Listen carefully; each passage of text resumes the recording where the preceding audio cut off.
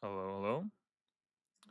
Welcome, everybody, to another edition of the weekly Whitepill podcast.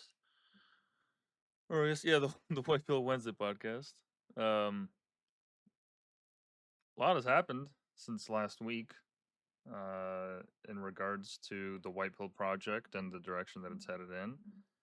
I've been lucky enough to have the chance to attend what's called. Let me see if I could look it up here. Also, hope everyone's had a great week. Hope everyone's having a great Whitepill Wednesday. Yet another day for Whitepill, and what could go wrong? What could be better, rather? What could be better? That's the right mindset to have. Let me just double check. Yeah, we're recording. Beautiful. So this week, or over the last week, anyways, I've had the chance to attend what's known as the Solana Startup Village. This is essentially an event where, for about a week or so, or 2 weeks rather, the team over at Super Team, which for those who don't know, Super Team it's a global community of people that are looking to spread the or to help facilitate the expansion. That'd be a better word for it, of the Solana ecosystem. And for those who don't know, Solana is a coin essentially. It's a cryptocurrency. So if I look at CoinDesk, also bear with me for 1 second.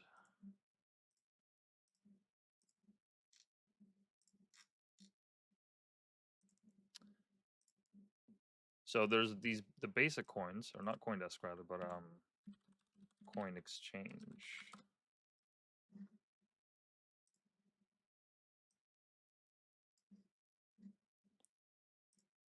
Is Coinstart? No, not that. No, hold on. Crypto Exchange. Jesus. Got to be specific with my language here. Crypto.com. Perfect. I don't know why I didn't just guess that that's a website, but anyways. Come on. So there's the base coins, or I guess what I like to refer to them as base coins. Because look, I am not a crypto expert whatsoever. I am totally new to the space. I don't even have my own wallet set up yet. So I'm still learning, but it's an interesting field. Fun little space to pay attention to, regardless of like the headlines and everything.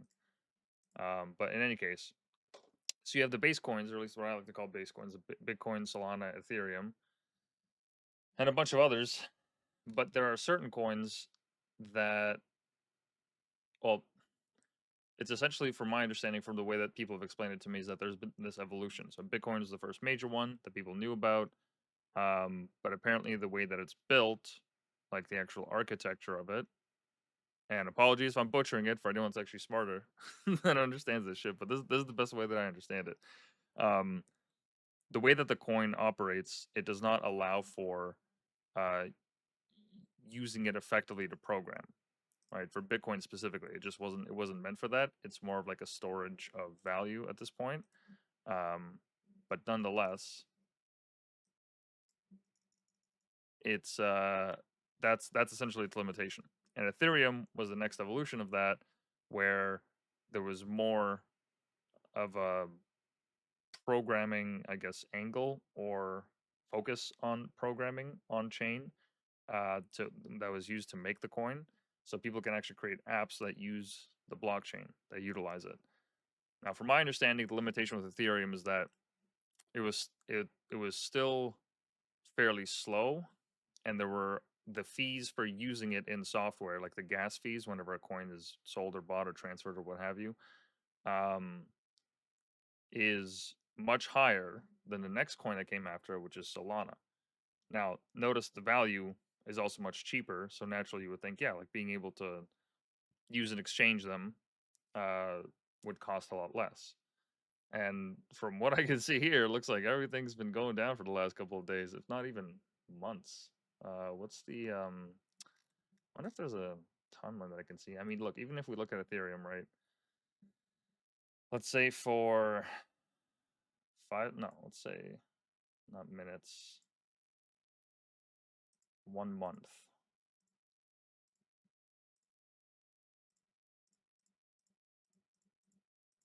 Boom. It's been going up and down. Okay. Oh, sorry. These are the years. See, I'm so new to this, I can't even read the fucking graphs. But yeah, if you notice, let me actually put 2 weeks.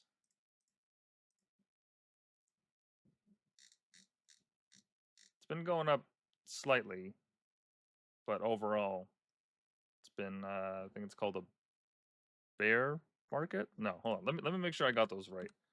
Bear versus bull market.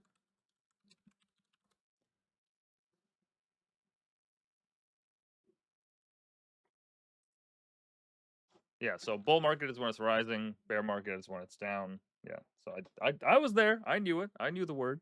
Um, but looks like it's been a bear market for a while. And I guess actually, you know what? Why don't we change the candles to like 1 day?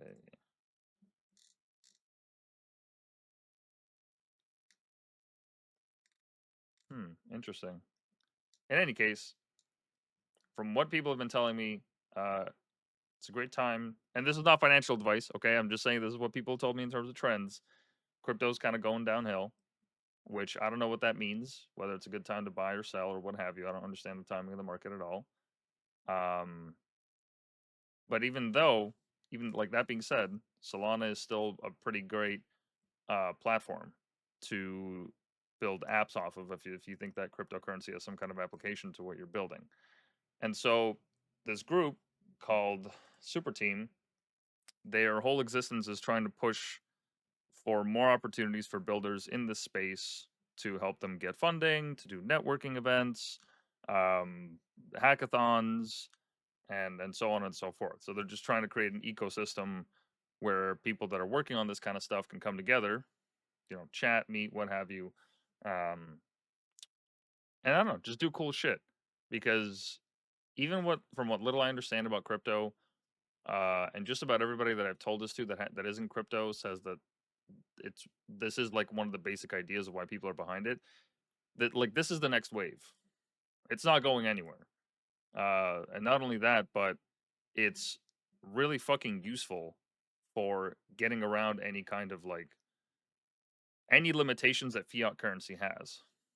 I mean, I've tried to get paid in USD from um, American businesses before for work, and you would think that like in Canada we would have like a setup where I don't know, the fees are either incredibly cheap or it's just so quick and effective that it doesn't take like days to go through. But no, like it is. It's just it's actually a ridiculous system. If you go through like PayPal and then try to transfer it to your Canadian bank account, the amount of fees that they'll take is, especially like the more that you get paid, it just accumulates, and you're like, why the fuck? Why am I paying this? Like I can drive to the person if I really wanted to. Like they're not really that far from where I live. Just drive, pick up the money, and go. Like that would cost less than doing this. Like this is ridiculous. In some cases, it would be cheaper to like take a plane there and back, depending on how much you get paid.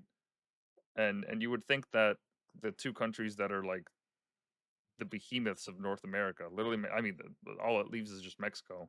Um, but you would think that like partners that are so close would have a much better financial system for the average everyday person to access. Because I'm sure when you're moving millions or what have you, or you're a special client with the banks, there's certain perks to that. But in any case, getting paid in American is a pain in the ass. Just trying to figure out like all the different ways that you could go about it, and then you get scalped on the fees. Whereas with crypto, I could just I don't even have to be I could be halfway around the world, and as long as I have an internet connection, I could send money to someone, or I could buy something, or what have you. Like, there's no issue with like conversion fees or anything like that. I mean, I'm sure like maybe if you're trying to exchange for tokens, that gets into a whole different thing. But regardless, there's so much freedom, and not just that, but the one thing that really spooked, not spooked, but like caught my attention during the like freedom convoy here in Canada was the fact that they were able to freeze the bank accounts of truckers, and everyone just kind of went along with it, being like, "Oh yeah, this is actually a good thing." Because look, I'm sure I've stated my politics on this before. But even regardless of like your political stance, if the government can do that to a group of people that you don't like, well, what happens when all of a sudden a new administration comes in somewhere down the road because now they have that power, they know that power can be used for this and actually like you can get away with it. It creates a precedent for the next administration to come in and say, "Huh, well that's an option in our toolbook now." It worked for them, you know, like nobody served jail time. Nobody nobody lost their job over this. The government might have lost like, you know, some popularity and whatnot, but the current administration is literally from the same party as the last one. So clearly it wasn't enough to sway people's votes or cause any great moral panic. I mean, the only thing that I know that came about is a couple of news stories, a ruling by the Supreme Court of Canada, I think, that essentially said it was a violation of people's rights, not just the freezing the bank accounts, but everything else the government did to suppress that protest. And then like a Wall Street Journal opinion piece. Wow, so cool. Right? Like wow, that's so interesting how that happens.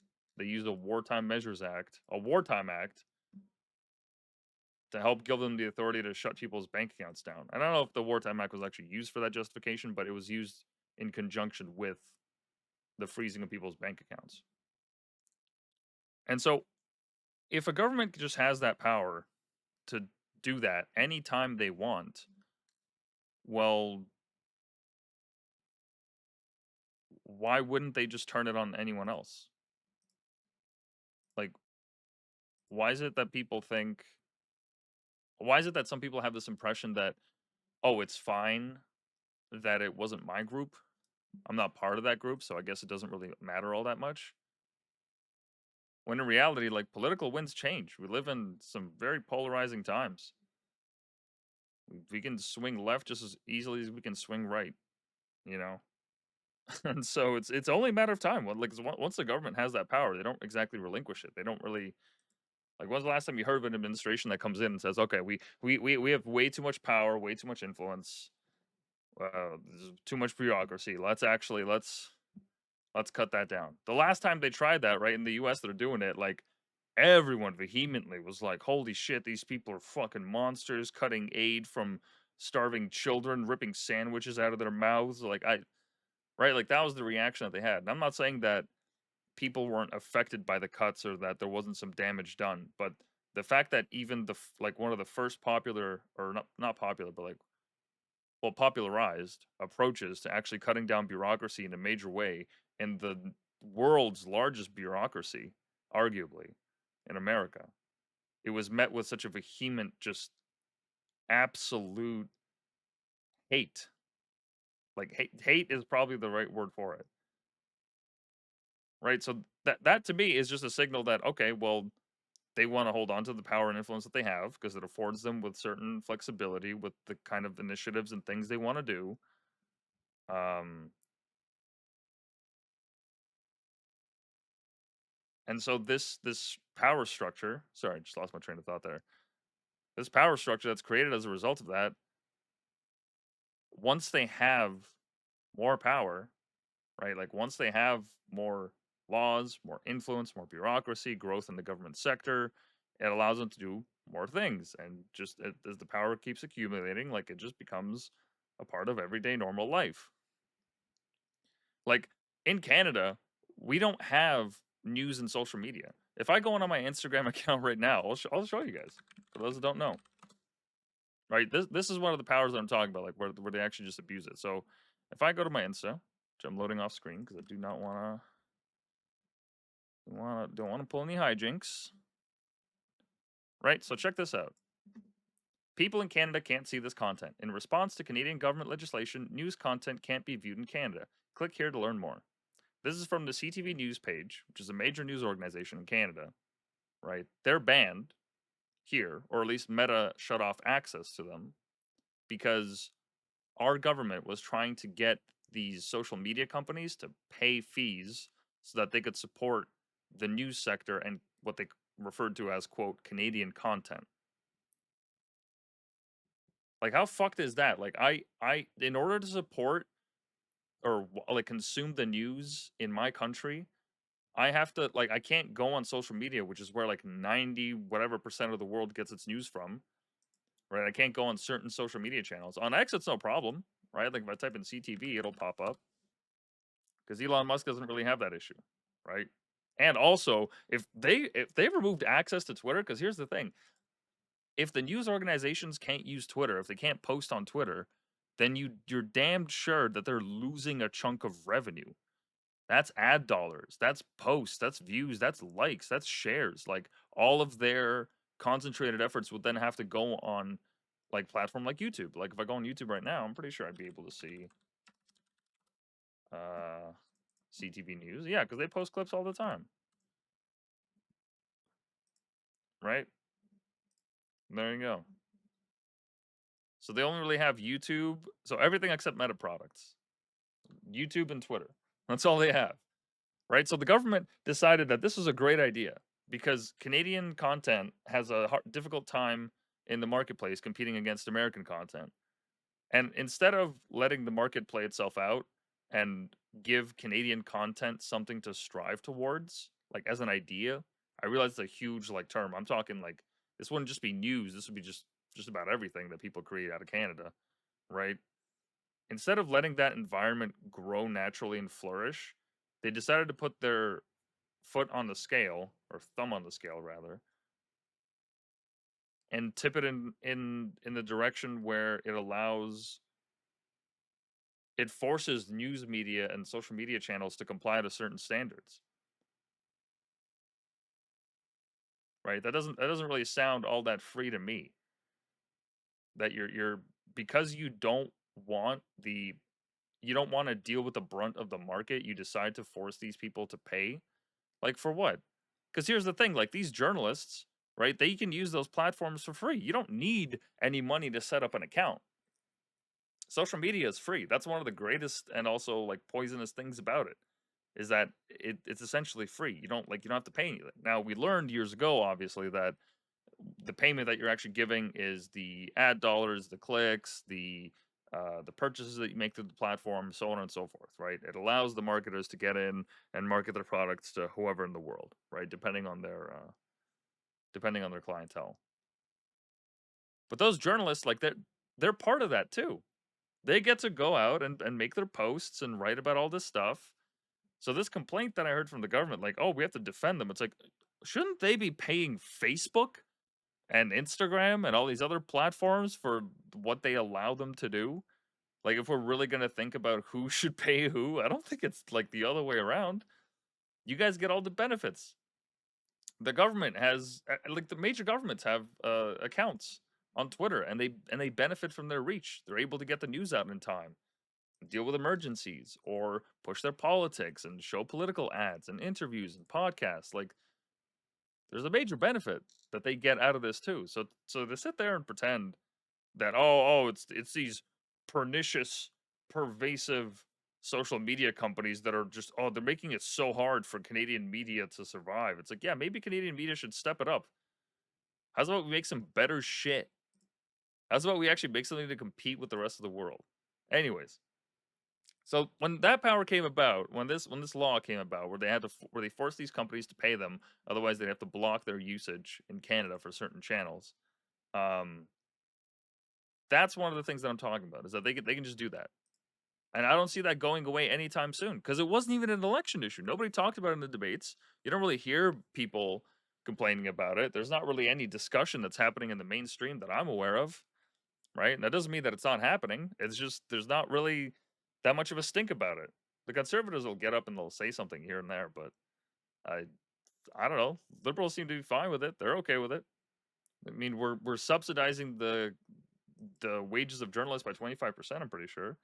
Canadian law that subsidizes Canadian journalism. It's like 25%. Yeah, the Online News Act gives the CRTC the responsibility to administer a new mandatory bargaining process between news organizations in Canada and the largest online platforms that distribute their content.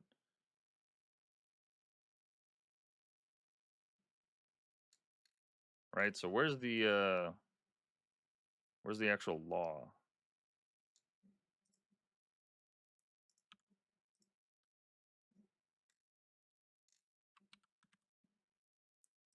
Oh, come on. No, hold on.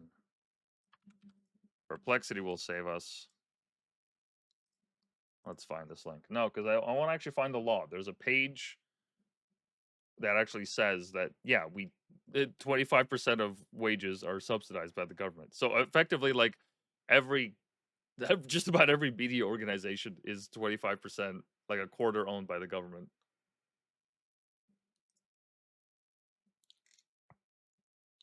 Oh, come on. Where is it? Is it the tax credit? Is this it? Yeah. This is it. Here we go. The Canadian Journalism Labor Tax Credit is a refundable tax credit that is available to an organization that is a corporation, a trust, or a partnership. The credit is calculated by applying a rate of 25% to the total qualifying labor expenditure incurred for a period in the tax year beginning on or after January 1st, 2019. Okay, so labor.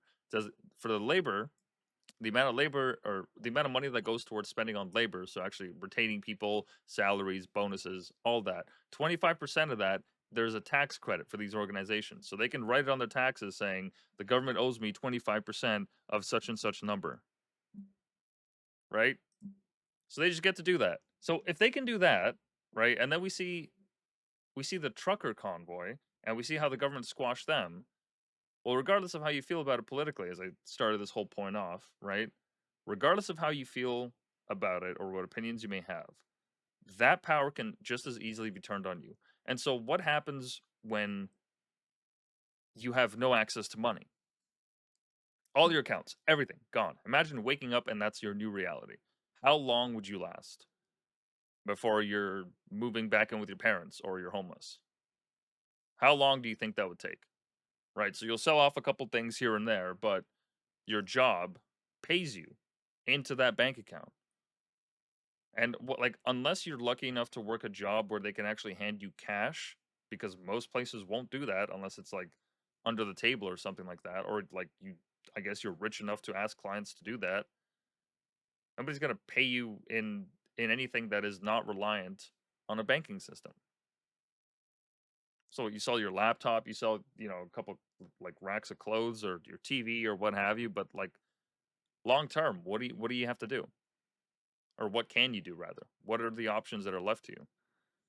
And crypto is a good hedge against that because look, if in the future, right, acts by governments get more prevalent like that, well, crypto is going to be a real problem for them.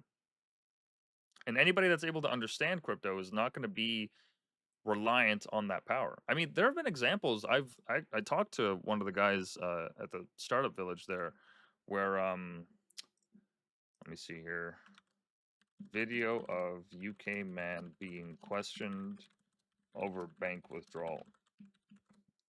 See, this is the weird thing. Like, it sounds conspiratorial as fuck, and it sounds loony. But then when you actually see the examples of this in real life, it's really fucking concerning. Let me see if I can find this video. Here's a video of, I guess I'm looking for the one in the UK, but this one is in America. It looks like. So let's play that. Let's see what happens. Oh, uno momento. I have to fix the browser audio. Uno momento. Boom. Let's get it. It's my money. I'm allowed to withdraw from my own bank. I don't know if you've seen this video floating around. Oh my, I don't want to see commentary. This is gay. No. No, this is stupid. Oh, I have to go on TikTok? God damn it. All right. Is this it? What are you doing, sir? I'm filming you and I'm recording this conversation. I'm coming to bank to withdraw. Can I just see the raw video? Seeing it, I don't want to. I hate that new format where it's like a guy or a girl or whatever, and they're just shaking their head. Oh, here we go. This is the wrong one. Thank you. Can I have a word with I'm now in Santander Bank, right? What are you doing, sir? I'm filming you and I'm recording this conversation. I'm coming to the bank to withdraw £2,500. Are you going to let me? I've got £11,500 in my account. Are you going to let me? Are you going to let me to have the money or not?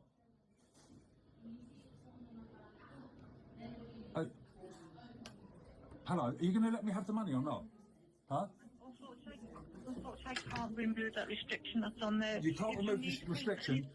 You can't remove the restriction, okay. After your colleague told me that I'm a liar, yeah? So your colleague told me I'm a liar yesterday. I've come in to withdraw £2,500, yeah?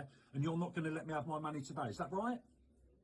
Right, you can still use your card. I'm not, to answer the question, please, yeah? I know I can still use my card. Are you going to let me withdraw £2,500 from my account today, yes or no, in the branch? And what is the £2,500 for, Mr. Jackson? Buying a motorbike for my son.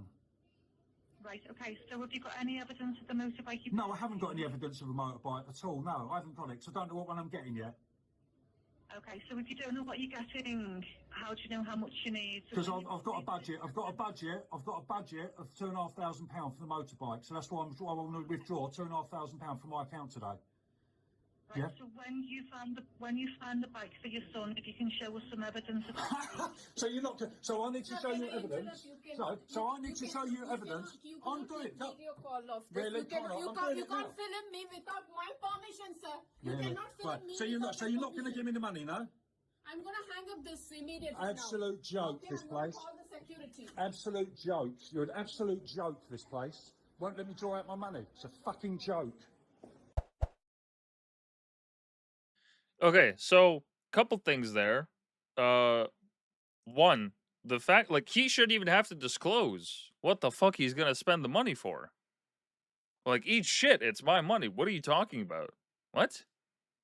Whose fucking business is that? If I were to take, there's that famous scene at the beginning of the show called The Ozarks, or just Ozarks. Great show on Netflix. It's kind of like Breaking Bad, but for the Appalachians, I guess. But not, well, drugs are kind of involved, but not really. Anyways, that's besides the point. There's a scene, spoiler alert, at the beginning of the show, in the first episode, where the main character is tasked with Jason Bateman. He's tasked with withdrawing all of the money of the cartel at once and moving it to a different bank in a different location, and he has to do it to prove his loyalty. And so he goes to the bank and he tells them, I'm withdrawing all the millions, and you guys better have them in duffel bags by the time that I get there, because I'm just looking to get in and out. And he walks into the safe room, and like the FBI is there, and they hold like a poster up saying like, if you're in distress, like blink twice or whatever the fuck. And he's like, if I want to take all the money out and put it in a swimming pool and swim in it like fucking Scrooge McDuck, then I have that absolute right. Are you fucking kidding me? And I realize that that is an outlandish example, but the point is the same. Like, as I've said before, the time that we have in our bank accounts, part of the reason of its value is that that is a representation of the amount of time that we've spent on this planet, right? Whenever you're expending any money, that's like, oh, that cost you some time to make, right? And if you think about it that way, it adds to the value. Like, it's not just a number. Like, you have to understand, like, that is the value of like the amount of time that you've spent on this planet just doing shit, right? When you're forgetting it from your your work, not just like a stipend or whatever the hell. But in any case, right? It's not any of their fucking business. And this argument of like, oh well, if you had nothing to hide, then you just tell us the truth. Well, why is it that they get to spend money on whatever the fuck? They get to spend our money on whatever the shit, and there's no there is like an explanation, but whenever it's put under scrutiny, everyone's like, oh, it was necessary expenditure, it had to happen. Or all the things that the government spends money on that we don't know about. Like, that cuts both ways. You can't just impose that standard and then not follow through, right? Or how banks, like the 2008 financial crisis, did anybody know? Did any of the people know who had their money in all of those banks? Did any of them really know what was going on? The kind of fucking tomfoolery they were pulling with their money? People lost their homes, their businesses, their livelihoods. There were plenty of people that commit suicide as a result of this. Families destroyed. Entire communities wiped out. And for what? So they could see their number go up? No, that is like that is the most incredulous thing I've ever fucking heard.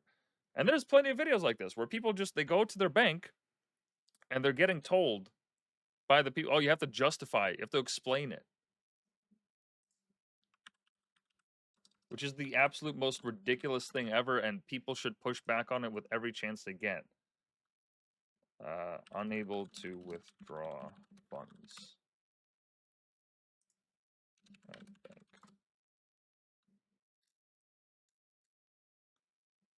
There's another video of a UK. No, sorry, that was the UK one. I'm wondering if there's another video that I could find on this. But in any case, so this stuff is actually happening. And I've heard of a personal story. Now, this is just an anecdote of a gentleman whose father was taking out like 2,000 from his account because like they needed to purchase something for the house or whatever, and the teller asked him for an explanation as to why this money was being spent. Like that's none of your fucking business. It's absolutely none of your fucking business what I spend my money on.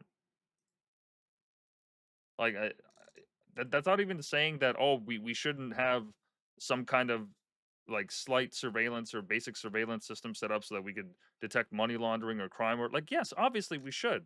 But the average everyday person that's withdrawing fucking 2K or 4K or whatever, like they're not committing crimes. That doesn't just happen. The average person just looking to fucking pay bills and pay rent and buy stuff or what have you. It's none of their fucking business.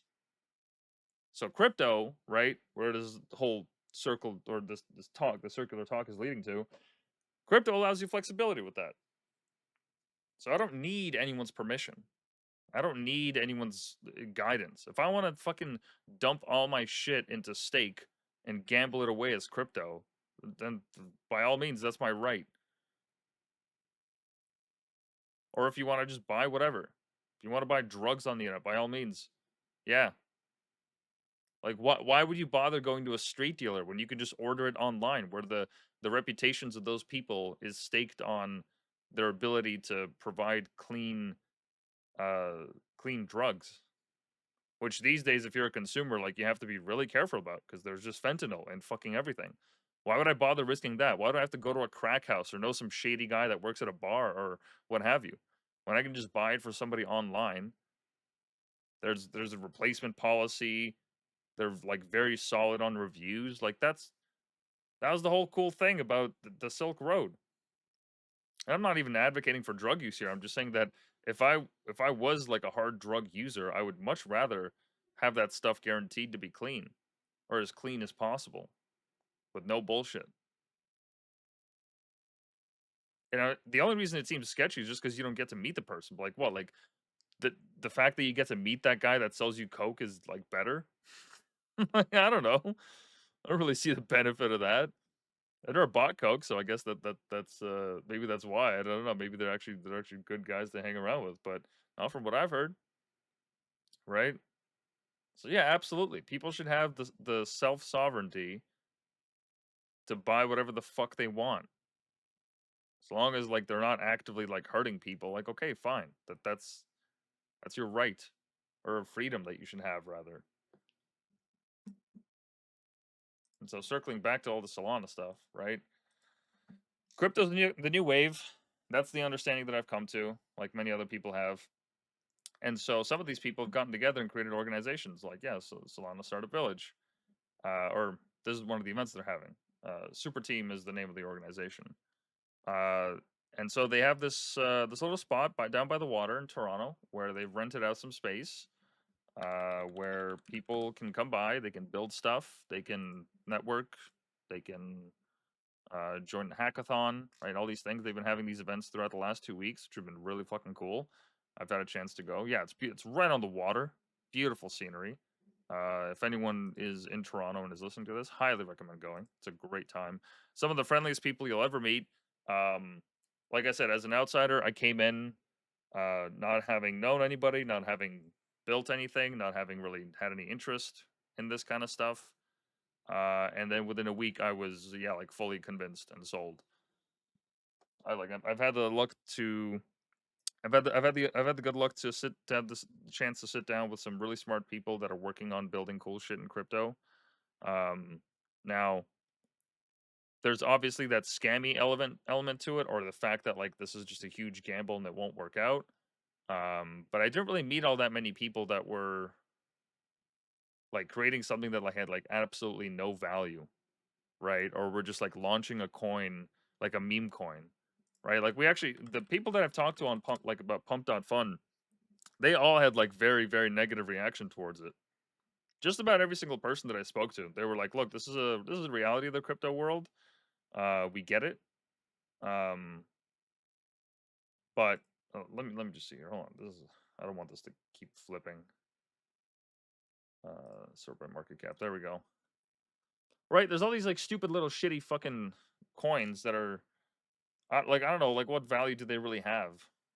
It feels like you're just kind of buying it so that you could eventually snipe it or get in on the coin at an appropriate time, make your money and get the fuck out.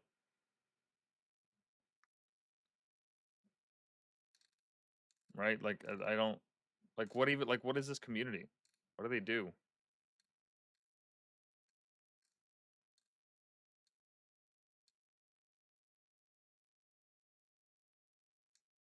Like what? Like people just posting memes and chatting with each other? I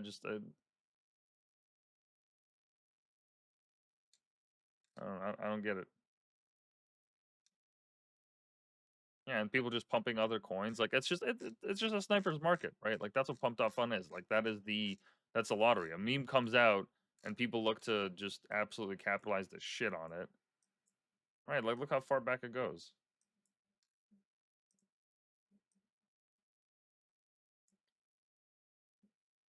Right, at one point it was worth 0.01 cent. It was worth 1 cent and went up to 70. It's 70x'd. That's pretty fucking good if you got in the bottom and you got a ton of coins. Right? And so a lot of the people, yeah, that I spoke with were actually not against it in the sense that like they wished for it to not be real, but they just saw it, from my understanding, as like a misuse of the type of things that could be done with crypto. And by all means, like I don't think from what I remember, none of them really said that like, oh, this should be like banned outright. No, they're all like they're all fairly like realistic with their expectations. Like they knew that okay, well this is just a part of it. Some people are gonna gamble with it. Just like they do with money. It's literally no different, except it's so much easier to do with crypto. Right? Because you don't need to go anywhere. In some cases, like you can just like fake your ID or what have you. You could be anyone doing this stuff. And then there's also the automation side of it. The amount of bots that have been set up that are constantly scouring the net for these new coins and people that are capitalizing on memes. So they'll see like a trend and then they'll like take the picture and then just like make the coin about it. Like stonks. That's literally just like a meme. Sigma, the combination of two memes with the American Psycho, Christian Bale face, and just the Sigma. Yeah, there's a lot of these. I don't know how many of these are actually useful projects of people building shit, but in any case, there's also that, right? There's that acceptance that like this is actually just crazy chaotic place where I'm pretty sure if I look up, there's this one infographic that shows Solana, pump.fun infographic showing revenue for platform. Let me see if I can find it. Showing trader gains versus platform. There's this one infographic that CoffeeZilla showed where it basically showed how much money the platform was making versus how much money people were making on trades. Because the rules in Pump.fun is that if a coin does not reach a certain market cap, the entire value of it, all of the Solana, because this is all based on the Solana blockchain, from my understanding, it all gets wiped back to the platform. So if your coin is not valuable enough, all of that goes down. Let me see here. Only 3% of traders on pump.fun have made over 1,000. And this is last August. Right? So let me see here.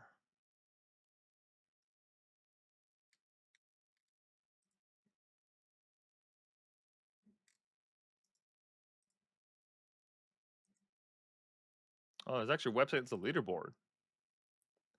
Holy shit. There's a wallet that's made $41 million on realized profit. Whoa. That's nuts. In any case, right, it says here 60% of traders on pump.fun lost money.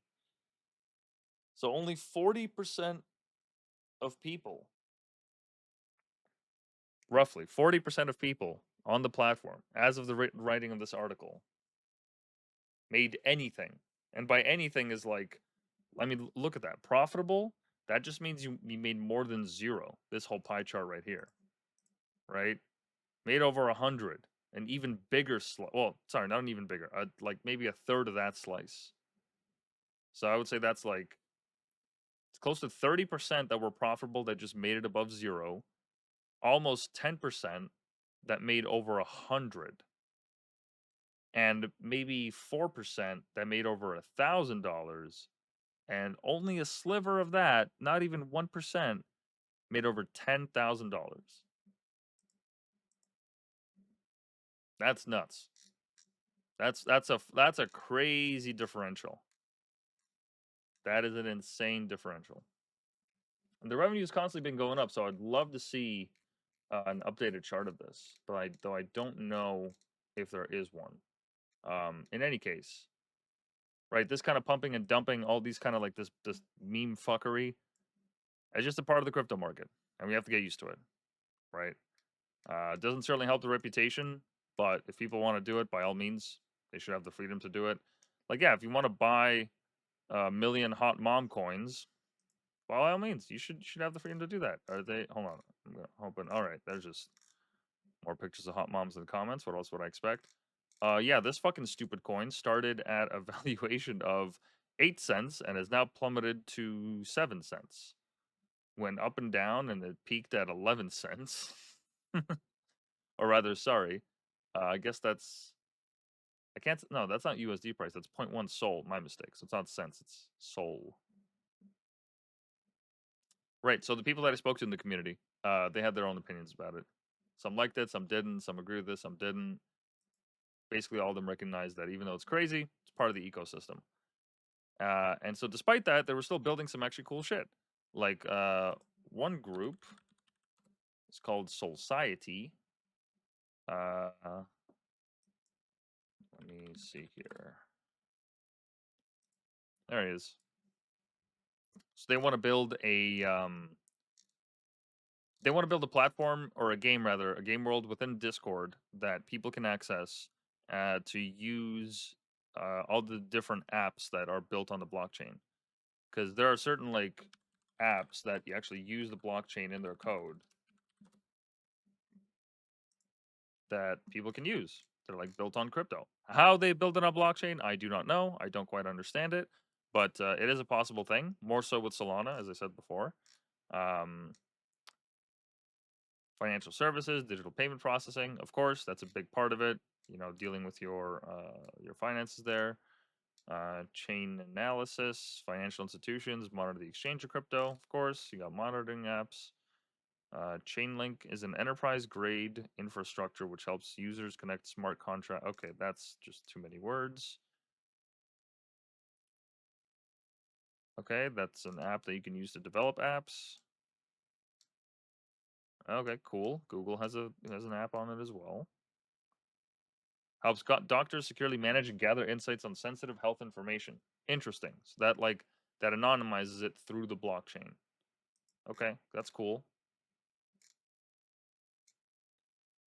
Oh yeah, there's also a company that it's not on the page here, but there's a company that they have a dash cam where for every like kilometer or mile or what have you, you get a certain amount of coins in their own currency, and that the reason that being the reason for that is because that data that you took, that video, is then used to be sold to various companies that are looking to acquire spatial data for the world.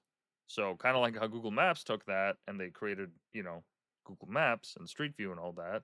There are companies that, like the one that made Pokemon Go, and I've talked about this in other podcasts, but yeah, Niantic Labs, they pivoted to um, having a spatial platform. So all the data, all the photos that people took of all the Pokemon and everything in the world, they were able to use to sell to companies that are like building automation, building robots, building what have you, right? Just people that are mapping the world by playing these silly games. They were able to collect this data and be able to sell it. So that dash cam company does the same thing, except now you have a dash cam and you get paid for having one. Now, like privacy, security, location data, how is that linked to your profile, the anonymity of it? I don't know. I would have to look into it. But sounds like an interesting idea, right? Why have a dash cam that's just a dash cam when you can have one that actually pays you? You know. So there's all these apps. Society is another one, or Society is rather a platform where you can access these apps. I interviewed the creator of it and spoke to some of the guys working on the project. You'll be able to like play games and whatnot, but instead of having to like flip to all these different websites to use these apps, you can actually like be a character in the world and just walk around. There's also one, I forget the name of it, but they're looking to feature. Oh, Loomdot. Here it is. So Loomdot, their basic idea is a they want to build a platform for authors that are looking to self-publish, be able to put their books onto this library, because apparently the way that it works for like Audible or Amazon or any of the giant ebook retailers is the author, like the profit split differential is never in favor of the authors. Like, hold on, what is the profit split differential for self-published authors when selling on Amazon Books or Audible? Because I'm pretty sure it's kind of like the same way that Spotify pays people like 0.00001 cent for every stream, essentially. And you can't, even if you make it big, even if you have millions of streams, it's not really a money hound. So Amazon ebook royalties, 35%. So you get a third of the profits. Oh, there's another royalty option where it's 70% in certain other territories. So I guess it just depends on the territory. For Audible, it's 40% or 25% of the net sales. And Audible deducts 50% of the retail price upfront for operational costs, reducing the base for royalty calculations. So right off the bat, they take off 50%. Jesus fuck. That is awful. That is traumatic. That is not the Salulu. So these guys here at Loomdot, they want to change that. They want to also make ebooks exciting and make them look more like websites and actually have them more entertaining, more immersive, right? Which would be cool. It would be cool to see that. Do they have anything like that on their website? Oh, I guess they don't. But yeah, they already have a bunch of authors. If you're looking to self-publish, check them out. I don't know if what the actual profit split is, but the guy that I spoke to that's working on building it, they are actively trying to fight for that, because there is that gap in the ecosystem. Like, just take small percentage points off of people publishing their ebooks, and like they pay the hosting fees for the files themselves, and people can just access them whenever, right, or download them. Like how much space could that possibly take up, right? Like how much bandwidth could that actually take up? I wouldn't imagine it's a lot. Ebooks are typically light, but anyways, in any case, just another interesting app that's getting built. There's another one that I can't think of. Oh, I don't remember the name, but yeah, I met a lot of interesting people building all these apps and whatnot. They were kind enough to, you know, spare some time and sit down and have a conversation with me, which is really cool because I never really get to interact with people from crypto in my day-to-day life. And it was great to be able to actually speak to these people as an outsider, um, which I think they liked as well, because one of the things that I've learned about this space is that, at least like in the builder and like the hackathon kind of areas, um, there's always an edge to communications, the way that people talk, because there's always some kind of negotiation going around. Like for the most part, like it's nice and everyone's open, but there are some certain people that are just looking for that edge and looking to compete. And this isn't any fault against them. It's just it creates that kind of environment where social interactions are to an extent like calculated and people are more guarded. Um, doesn't happen like for everyone, but it's just one of the things that I noticed that like yeah, it could be like that. Um, but it was really cool getting to know all these people and just through like random interactions and having little chats with them. So shout out to them, shout out to Society, and shout out to Loomdot and Super Team. Let me see if I can go back to their page here. Yeah, shout out to Super Team. And yeah, if you're interested in learning about crypto and not just like watching videos, but having the chance to sit down with some people and just ask as many stupid, silly questions, there's plenty of organizations like this that are having meetups every week in just about every country.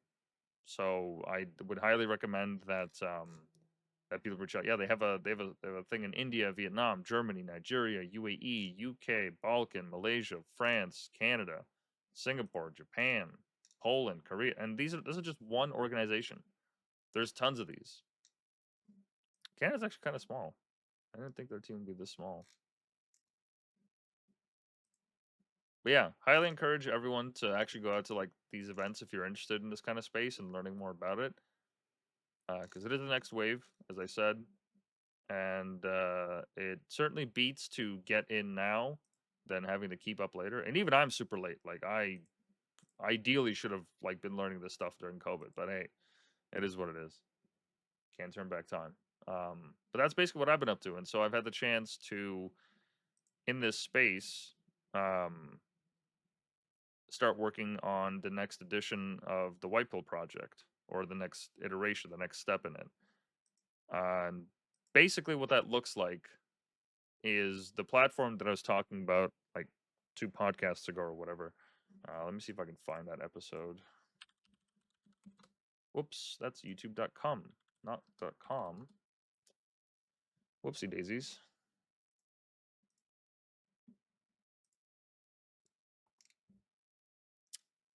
Oh, I guess it was alive. Yeah, I haven't posted the video yet. Another update. Got a huge backlog of videos that I'm working through, at least 4 or 5 episodes. So stay tuned for that. That's going to be a lot of fun to release. But yeah, politics reimagined. So in this episode, if you haven't listened to it, I essentially covered my exploration of this idea of what if we took the way that people interact with the political process and we change that. So right now, we vote in our various elections, whether it's municipal, provincial, state, federal, once every however many years. Besides that, most people are too busy with their 9 to 5 or anything to typically go and either do protests or write into their representatives or go and meet with them or try to force any kind of other political change. I'm not saying that people don't. I'm just saying that we don't engage with that process organically and naturally in a way that is just part of like um the common way of life, even though it should be, because at least on the local level, it things matter a lot more. You know, like I care if my garbage is going to get picked up more than I do about like immigration policy or anything like that. Because at the end of the day, like I can't affect immigration policy. I don't have millions of dollars. I don't have a lobby. I'm not part of some big think tank, right? As an individual, it's limited. The only thing I can do is really in my power is convince other people, you know, by talking to them and learning from them and making concise arguments and what have you. But even then, like most people are going to make the decision for themselves anyways. So no no amount of preaching is actually going to get through to people at a certain point, right?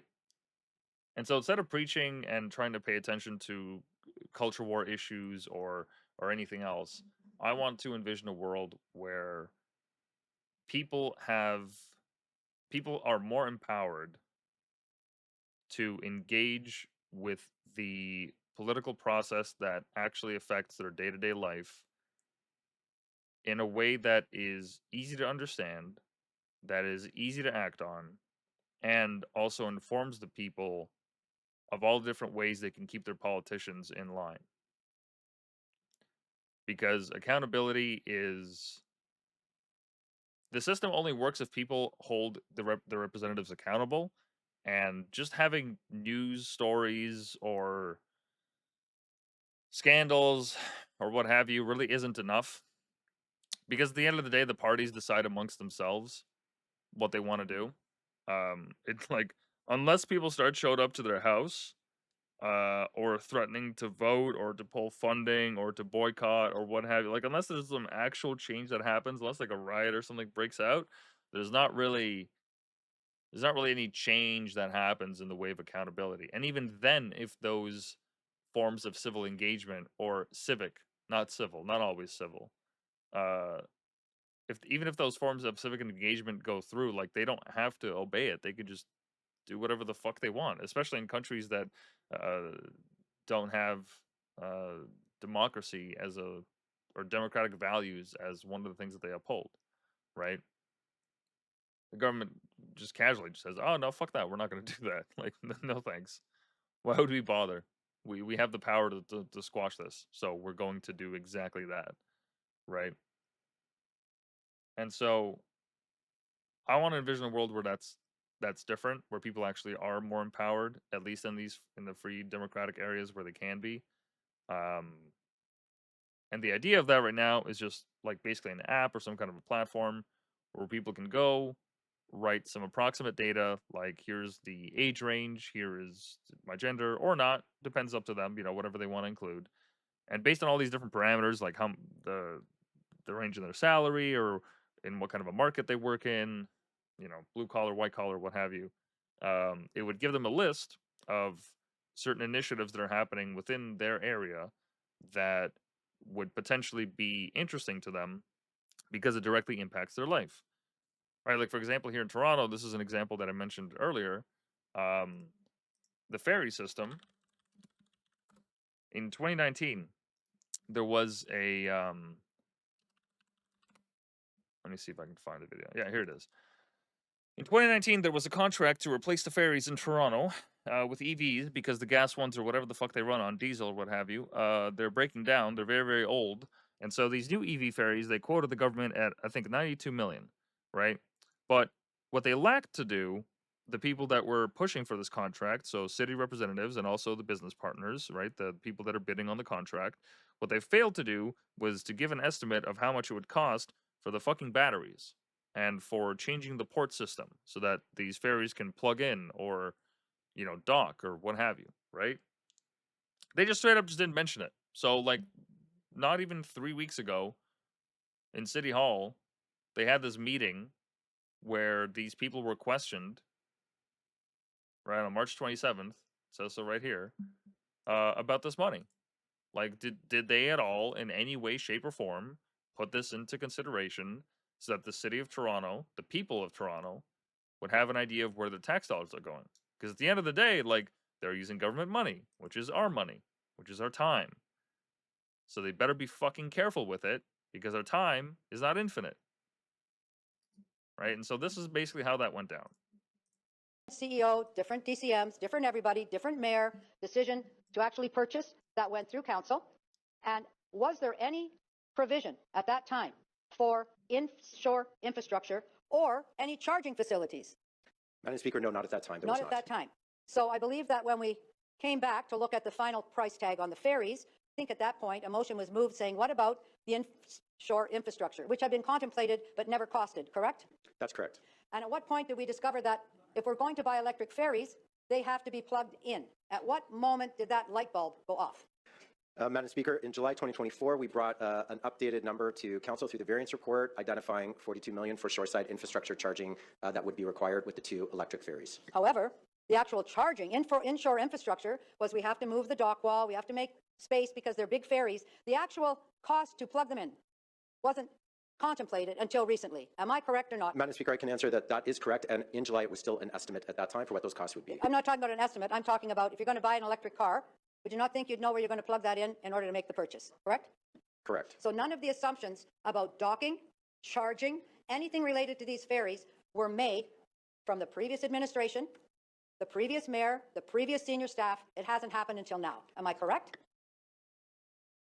The capital plan started to identify electric infrastructure that would be required in the 2024 capital budget. Oh, I'm talking about earlier. I'm talking about when we decided to buy these. That's the earliest I can trace back to it.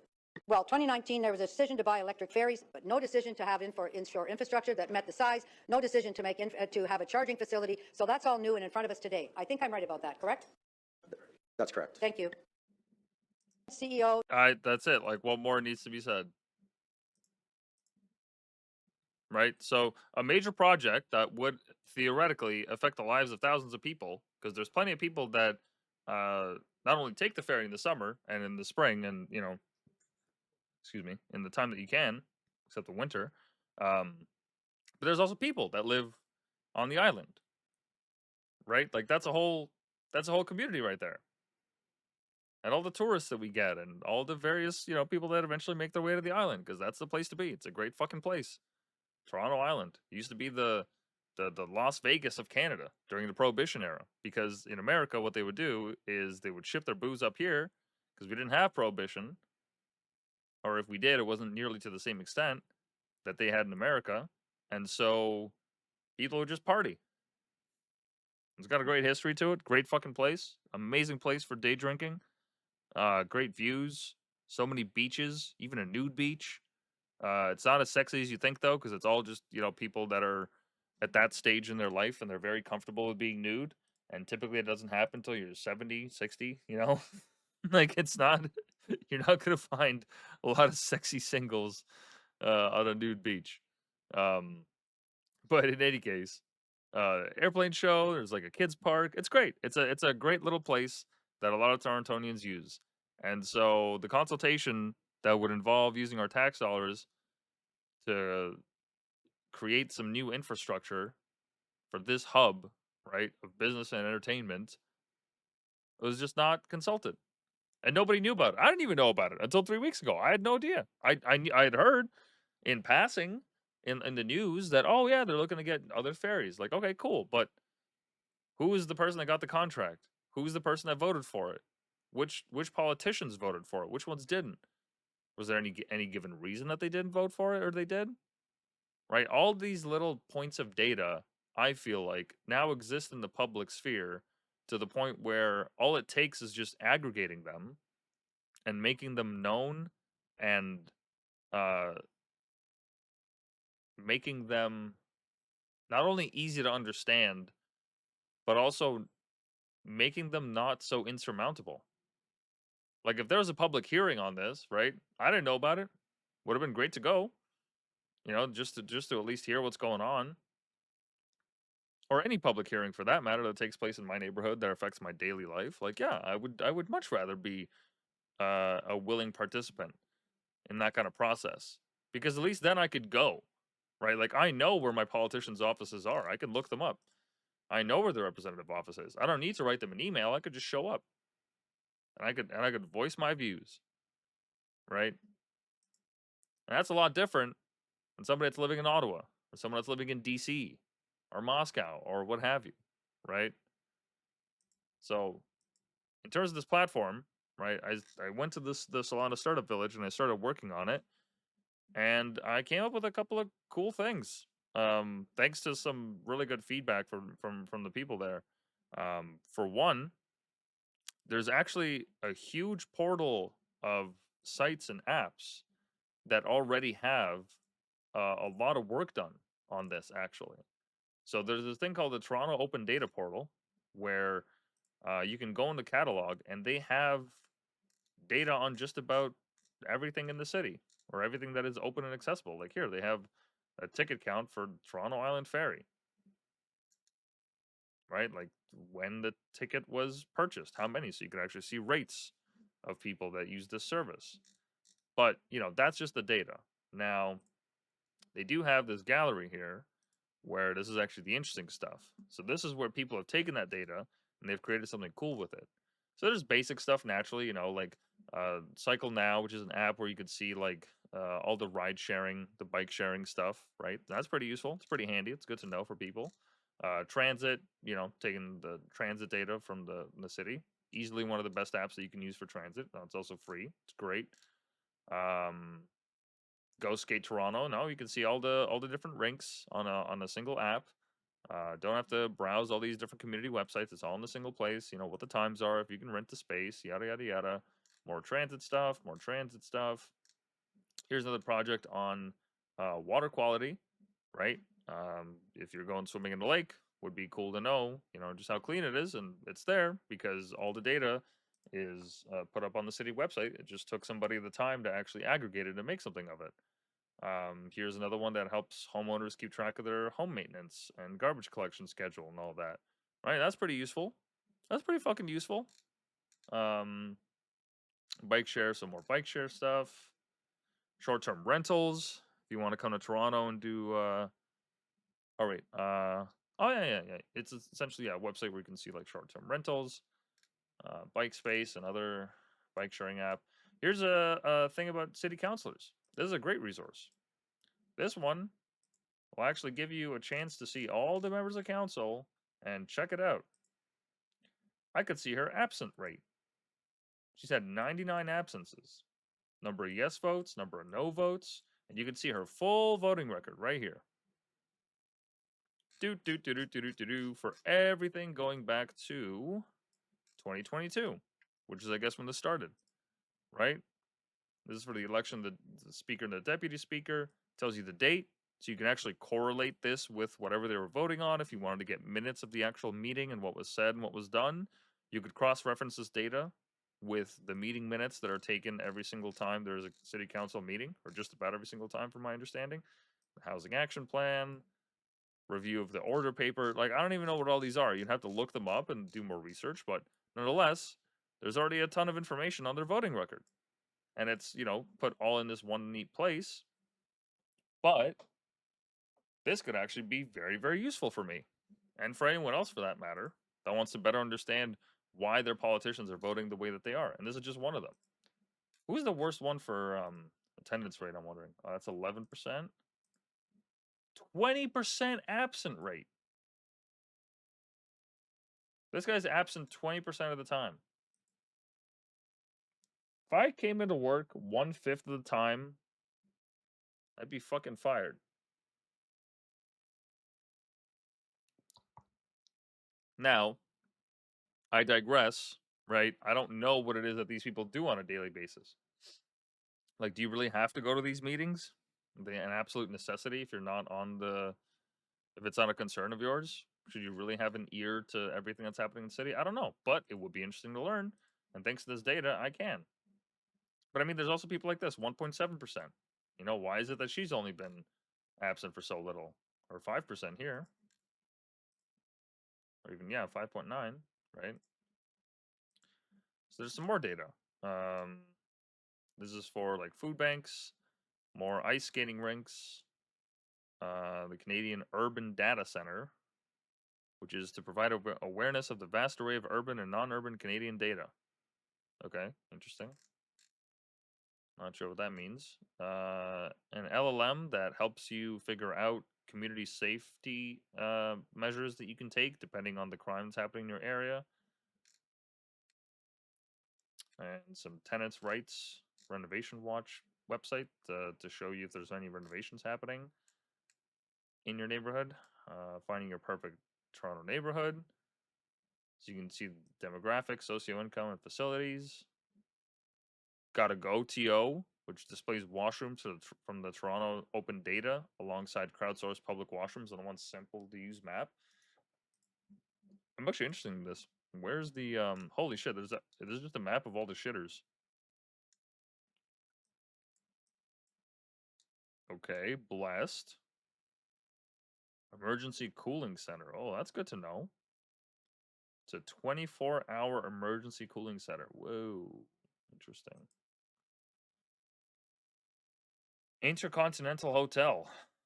Yeah, it has a bathroom. Go in the front street doors, up the stairs, and to the left of reception. Oh, wow, it actually tells you, like, where to go. There's a shower. Lovely. Disabled bathrooms. Hell yeah, dude. This is great. Oh, yeah, drinking fountains. That's pretty useful. That's actually pretty useful. Whoa. That's a cool toilet. I've never seen one of those before. Closed for season. Interesting. Oh, 8 a.m. to 11 p.m. And it tells you the time that the toilet is open. Yeah, so instead of pissing in the street, you can actually use this app or this map or what have you. Right on. What else is there? All the trees across Toronto.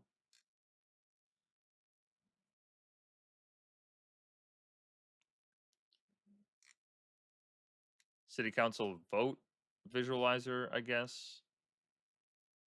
Okay. Councilors who vote most frequently appear closer together. Interesting. Outdoor skating rinks. Parking tickets. Now, these are limited data sets. It only goes from 2017 to 2020. So these are just various experiments, right? Where people have actually taken this data and done something with it. And it's all based on on data that they got from the Toronto Open Data Portal. Which, when I first saw this, it just made me realize, oh, I could do this too. I mean, you saw like the page that I had earlier, right? Where is it here?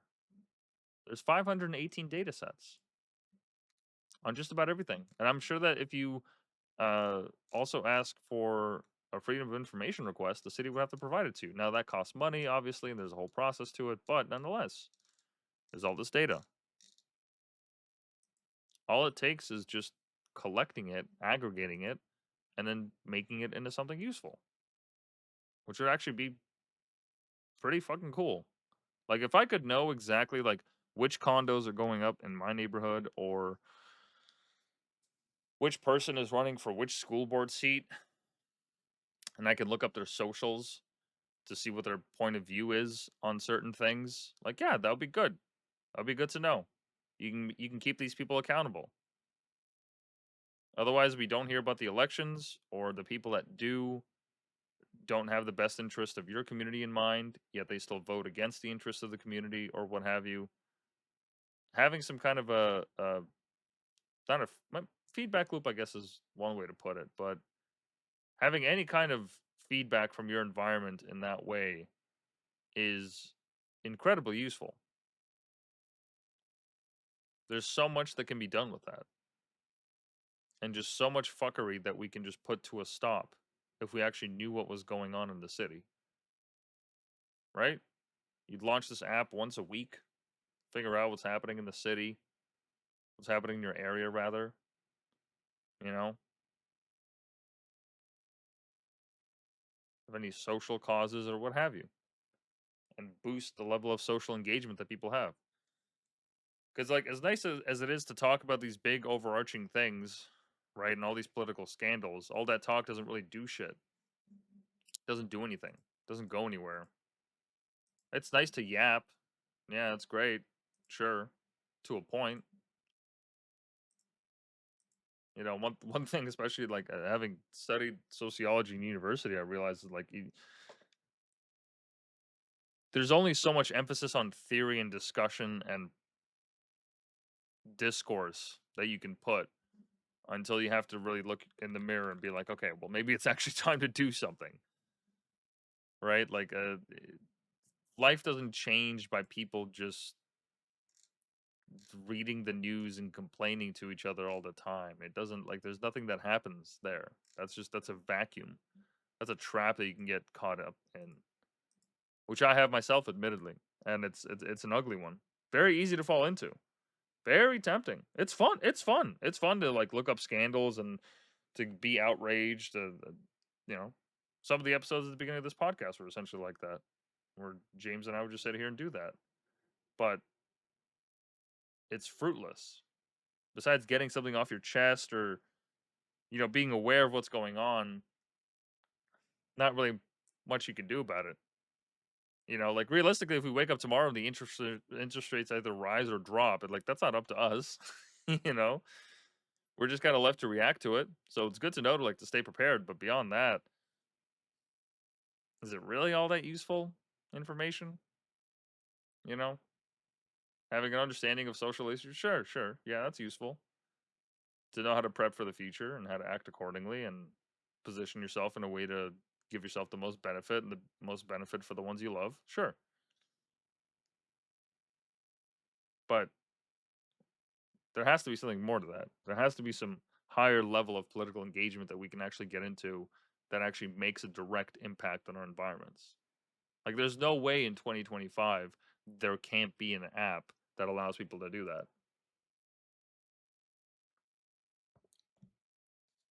So in any case, I reached out to the people that run the open data portal for suggestions, and they gave me some great ideas.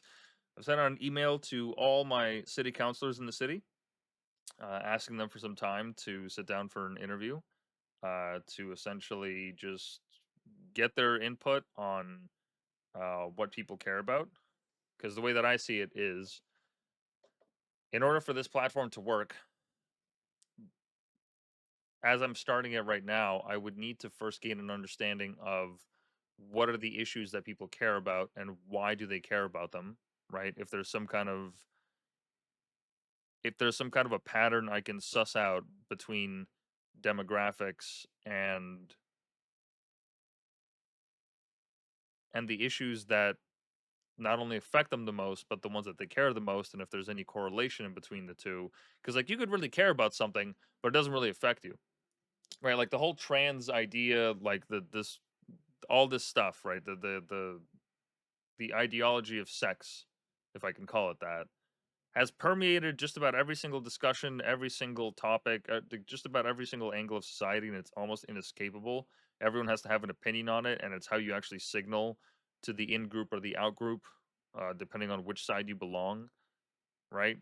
Like that's kind of like a red flag if somebody's leaning too hard one way or another into that, because it's an ideology, and that's what that's what happens with ideologies. They poison the mind. And this goes like for all ideologies, like regardless. If you're dogmatic, you're closing yourself off to a part of the world that is more nuanced, which is most of the world, right? It's just because you don't agree with like with allowing children to get these surgeries or these procedures or what have you. It's like doesn't mean that you hate them, doesn't mean that you want them to die, and yet that's what people are labeled as. It's like, well, no, it's not that like negative. Like the average person doesn't care all that deeply about it. They're not like, oh, I hope they fucking die. Like who? Like what percentage of people actually think like that? Like Jesus Christ, what a hateful perspective to have. I have a hard time believing that, you know. And so, anyways, those kind of discussions permeate everything. But like, how likely is any one of us to transition? It's like a fraction of a fraction of a fraction of a fraction of the people that actually do, where like it actually matters to them and it's life changing and it's their identity, it's who they were all along. They just didn't have the means to be that person or what have you. It's such a small percentage of the population, and yet it's blown up to this giant fucking issue because it's a great like pedestal to preach on, right? Like, oh my god, you wouldn't let fucking children take hormones? Oh my god, you're so awful. Yeah, no, definitely. Children, yeah, children should be able to transition before they can smoke cigarettes and get a tattoo and drink, for sure, and go to the army. Yes, 100%. All those other decisions, they take a certain mind, but when you know when you need to transition, that's when you know. That's when you know. You got to follow your feelings. Got to follow your feelings. Um, I'm being facetious, but in any case, right? But like that issue, that doesn't really matter. Is my point. It doesn't really affect the average person, and yet it's everywhere. It's noise. It ends up just being noise. It gets in the way of any productive thinking. People use it to derail entire arguments. They use it to defame people. I wouldn't be surprised if all of that audio right there gets clipped as some fucking anti-trans rhetoric, which it isn't. Like, I didn't say anything that any rational person would misconstrue as anti-trans. Like, by all means, man, like, do whatever you like. Just don't involve kids in it.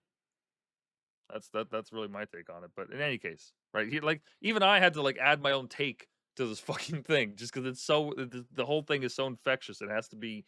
You have to give a caveat whenever any of these topics fucking come up, just so that people aren't like, "Oh my god, this fucking bigot! Look at this fucking bigot! Oh my god!"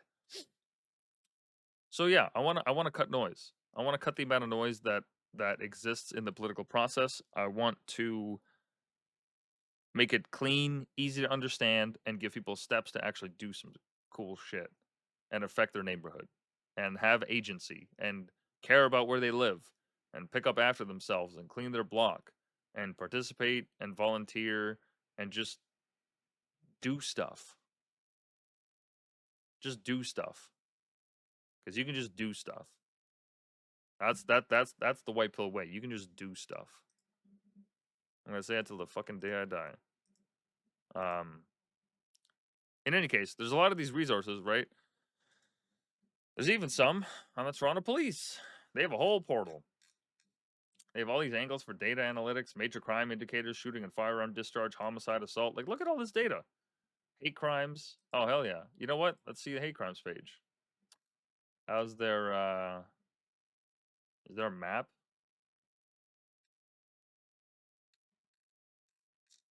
It's gotta be a map, right? Also, let me turn off this dark mode. Oh, God, I'm blinded. Oh, okay, there's a crime map. Yes, I understand. Proceed. Interesting. What's the filter? Let's go from today to... Fuck it, 1930. Crime category. Bike theft.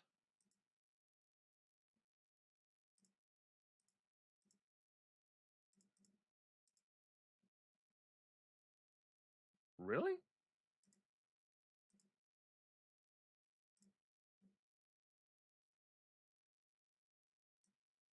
No way this is all the bike theft. Are you serious? Oh, is it lagging because I'm voting? I'm getting it from 1930? All right, hold on. Let's do 2000.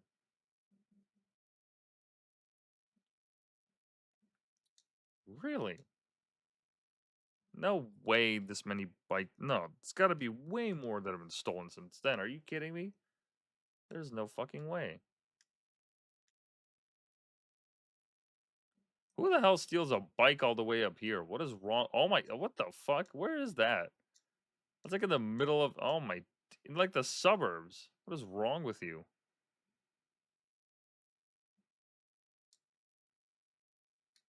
Unfortunate. In any case, open data. There's a ton of this data out there. And all it takes is an aggregate. So yeah, I've reached out to the politicians. Right. My apologies. I'm going in loops here, but the whole purpose is to find out what people care about the most and whether or not that actually correlates with what affects them the most.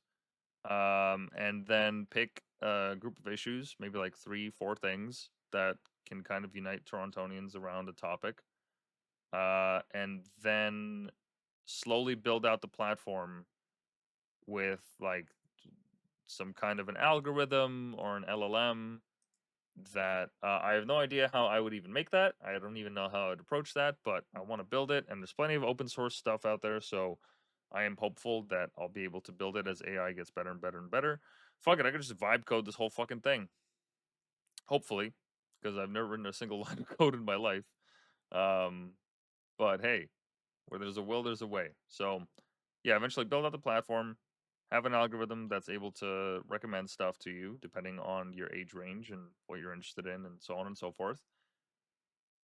And then I would go out to a small city.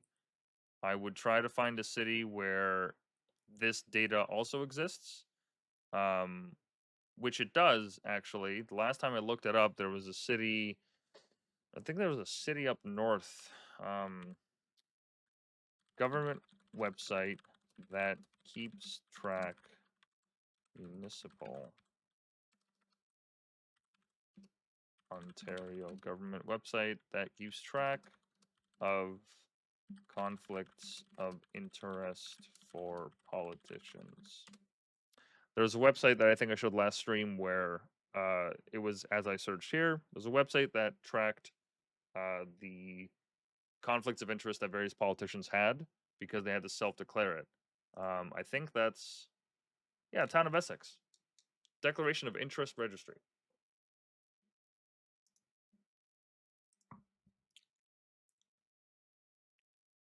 Yeah, the Municipal Conflict of Interest Act requires municipalities to maintain a registry of all disclosures of conflicts of interest made under this act.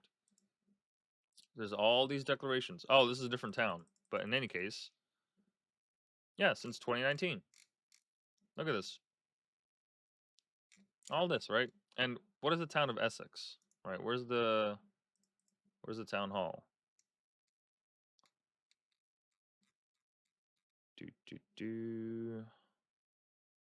Town of Essex. Let's look it up. And actually, meanwhile, tell me about...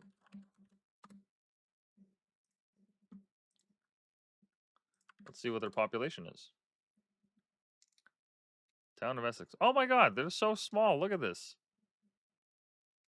My god. Oh, that's literally bordering... Yeah, it's bordering, almost bordering Detroit. That's crazy. Look at them. They're so small. How many schools do they have?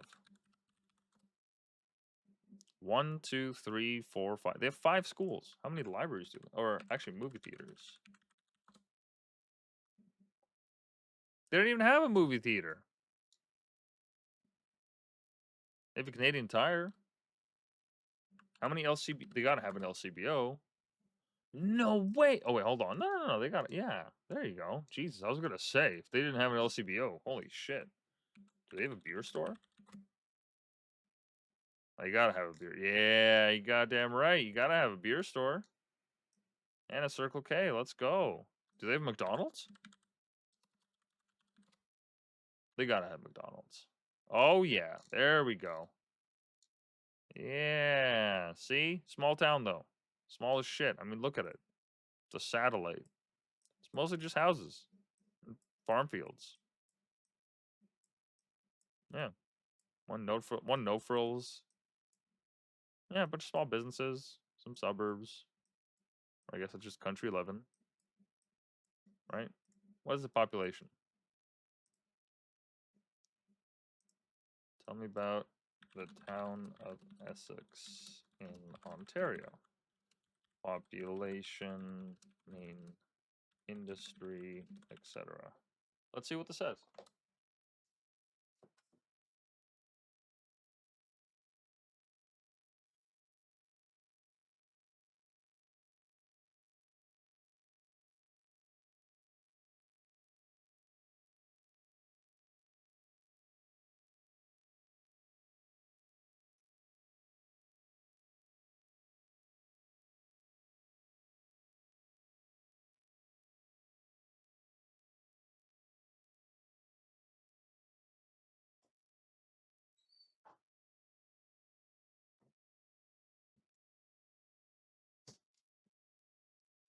Alrighty. Population of 20,000. So look, even if a population of a town that has 20,000 people has a website where people declare their conflicts of interest, there's data to be mined here. There's data to be mined here. And not only that, but the Canadian census has plenty of data. Right? So I'd have to pick a town that has enough of this kind of infrastructure where they keep track of certain data points and so that I can use this data to aggregate for stuff that actually like people actually give a shit about. And if I set a threshold, right, for that town, something like improving attendance in the local meetings, or participation in the local meetings, or any kind of metric that would essentially show that this platform is able to get more people interested in the civic political process, right? And then take it to a larger municipality and show them the test cases where this has been successful. I think that would be a good way of going about it, at least for now. We're a long ways away from that, but this is getting worked on actively, and I'm going to be doing podcasts like this where I essentially I work on building it. At the moment, as it stands, I've split up all the different issues that people could care about. Like, here, let me open up my notes here. So, like transportation, water and sanitation, energy, waste management, housing, telecommunications, healthcare, education, public safety, governance and civic services, green spaces, sustainable urban systems. Now, obviously, this works much better in a metropolis like Toronto. So this is why I'm starting the initial brainstorming stage from this point of view, because the penultimate example, right, of a city with open data resources will give me an idea of what kind of data I could actually track and aggregate, and then use chunks of that to go into a small town and make that use case. Because making something like this for the entire city of Toronto all at once is going to be a fucking nightmare. I mean, if I just look at the amount of schools, right? Like, let's say we're just tracking something as simple, just one topic, right? One topic, right? Let's say I just do school. Show me every school. No. Show me every school.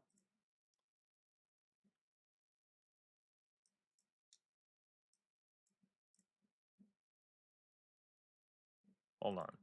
TDSB map.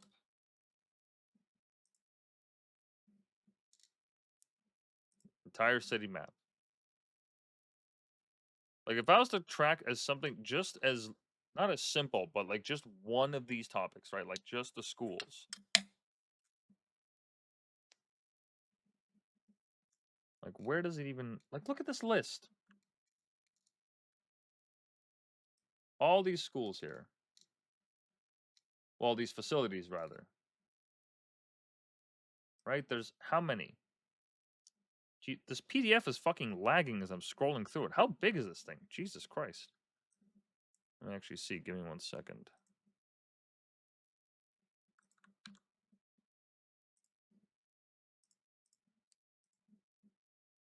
Three megabytes. Okay, that's pretty big for a PDF. That's pretty big. That's pretty damn big. So yeah, I guess all these little spaces, these are the actual schools. Yeah. Yeah, I figured as much. All right, are we okay, PDF? Are we okay? Jesus. Yeah, look at this. And how many representatives per school? How many teachers per school? How many data points per school? And how many neighborhoods? Like, there's, what, 10 million people that live in the city? Or 7 million? What is the population in Toronto?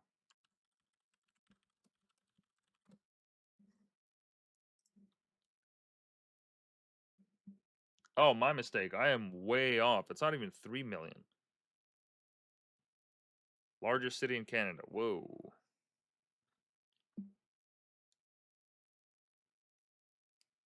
Interesting. I figured it'd be way more. In any case, right? Even tracking something as simple as schools, or not simple, but something as clear as schools and school elections is hard enough. Because, does the TDSB even have school board elections? Do they even have any tracking data for this? Oh, they do. Election meeting flyer template. Oh, okay, sorry, that's a template. That's a template. That's a template. School council election process. Well, where's the where can I actually track it? Hold on. To review a school council bylaw sample? No. Right, but where can I actually see? Or even, you know what? The financials. Financial webinar. What the fuck? School council funds. How about that? School financial guide. Public sector accounting board template. Webinar. No. Where if I wanted to see stats?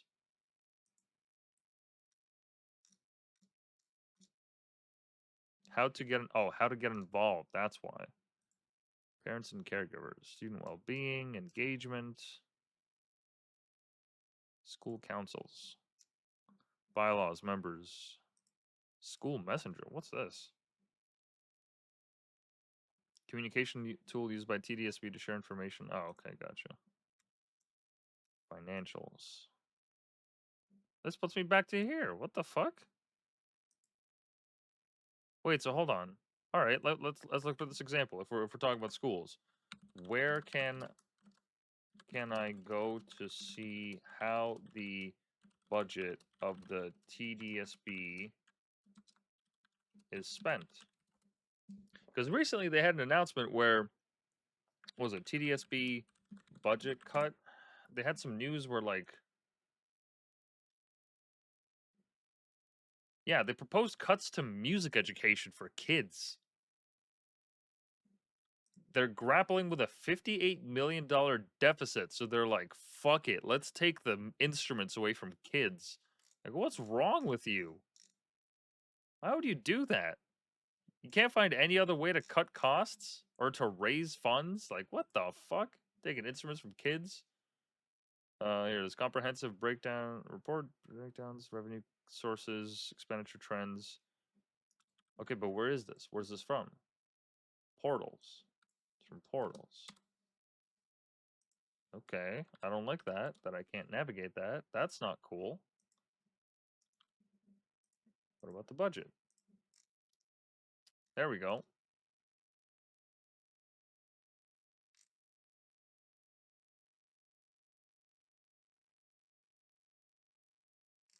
Yeah, see, stuff like this. But where can I actually go to see...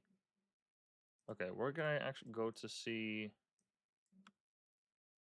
TDSB school board election information, specifically who gets voted in and the breakdown of the votes per school?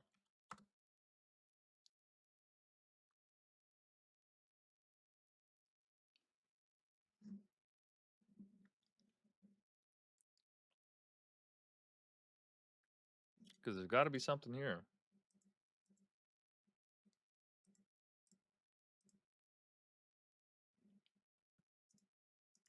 Well, that's the Ward 11 by-election results. I guess for elections I have to go here. Okay, so...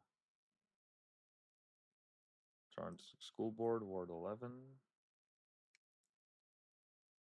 I wonder why it's Ward 11. It's very strange.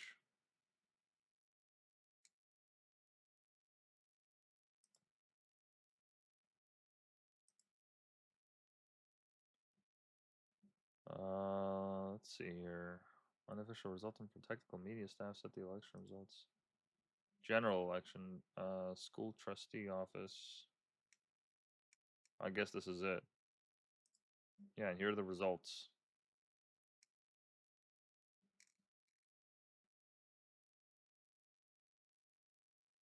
Faith Goldie ran for mayor? What? No way. That's funny. I didn't know she ran for mayor in 2018. Wow. The balls on that lady. Good for her.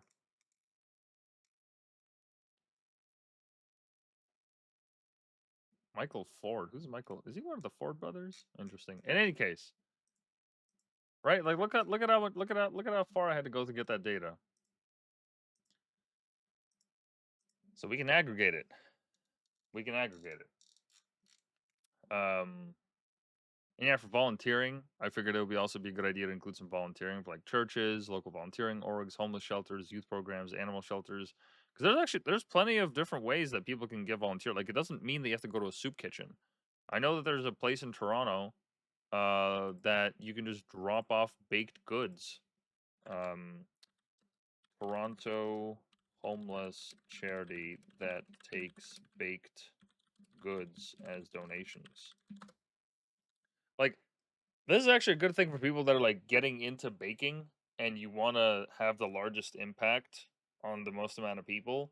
And what I mean is, you shouldn't fucking try to bake your fucking snickerdoodles and then when they're burnt, to give them to the homeless. That's not that's not at all what I'm saying.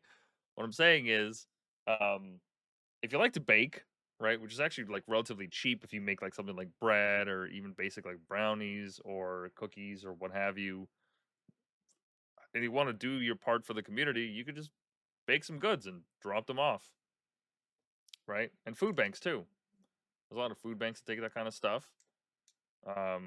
Like I've taken up baking bread just because it's gotten way more expensive at the grocery store, but I've actually realized just how cheap it is. You can actually make bread for very, very cheap, and it's good bread, not just like white. You can add some whole wheat in it. You could even get some sourdough going. It's fucking awesome. Highly recommend it. It's a great little hobby to have, and it doesn't even take all that much time to learn or anything. But in any case, yeah, like there's initiatives like this, or the fact that we all have like clothing lying around in our closets that we know could very well be worn by somebody else. You know, that could actually go to use instead of just lying in there. You know, imagine if you had an app that could just like give you like a little checklist, like, hey, here's all the things that you could do to help. Look around the house, maybe you have some stuff to donate, or what have you. Right? All of that is it's not just nice to have, and these aren't just like cutesy things that people should do. Like it's absolutely necessary. Because otherwise we're abdicating our responsibility. We're letting our neighborhoods die.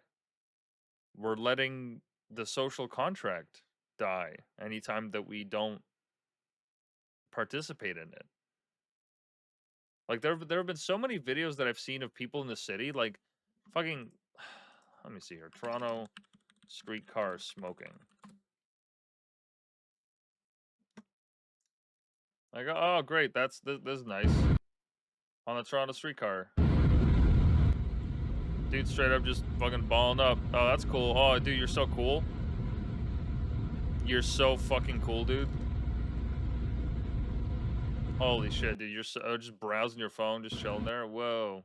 Oh, wait. Oh, this is Chicago. My mistake. Sorry. That's Chicago. Where's the Toronto video? Because there's a Toronto one. Oh, cool. Guy smoking crack inside Union Station. Just like this is like a fucking like a Black Mirror episode. That's like an expensive ass coffee shop, and you're just chilling there smoking crack. This is the first place that people like get off to see in the city. You arrive at Union Station, like either from the airport or from a train from elsewhere, and this is what the impression that people have of the city. Like, really? Oh, here's another one. Oh, that's great. That's sick. Oh, he's just passing it. Oh, wow.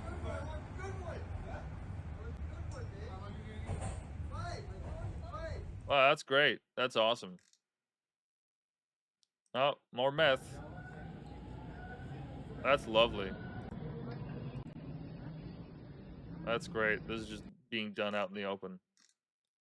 And I'm not saying that to be unsympathetic to these people. I don't know what it's like to be addicted to drugs on this level and to think that you're perfectly fine doing this. I mean, what kind of lack of social awareness would it take to be that kind of person? I don't presume to know how hard it is to go through that and to live on the streets and all that. But that doesn't mean that we should just tolerate shit like this. And we have been for too long. And a good functioning society cannot have this as part of its modus operandi. Because like here it is. Here's an example of what happens when some dude just asks him to stop.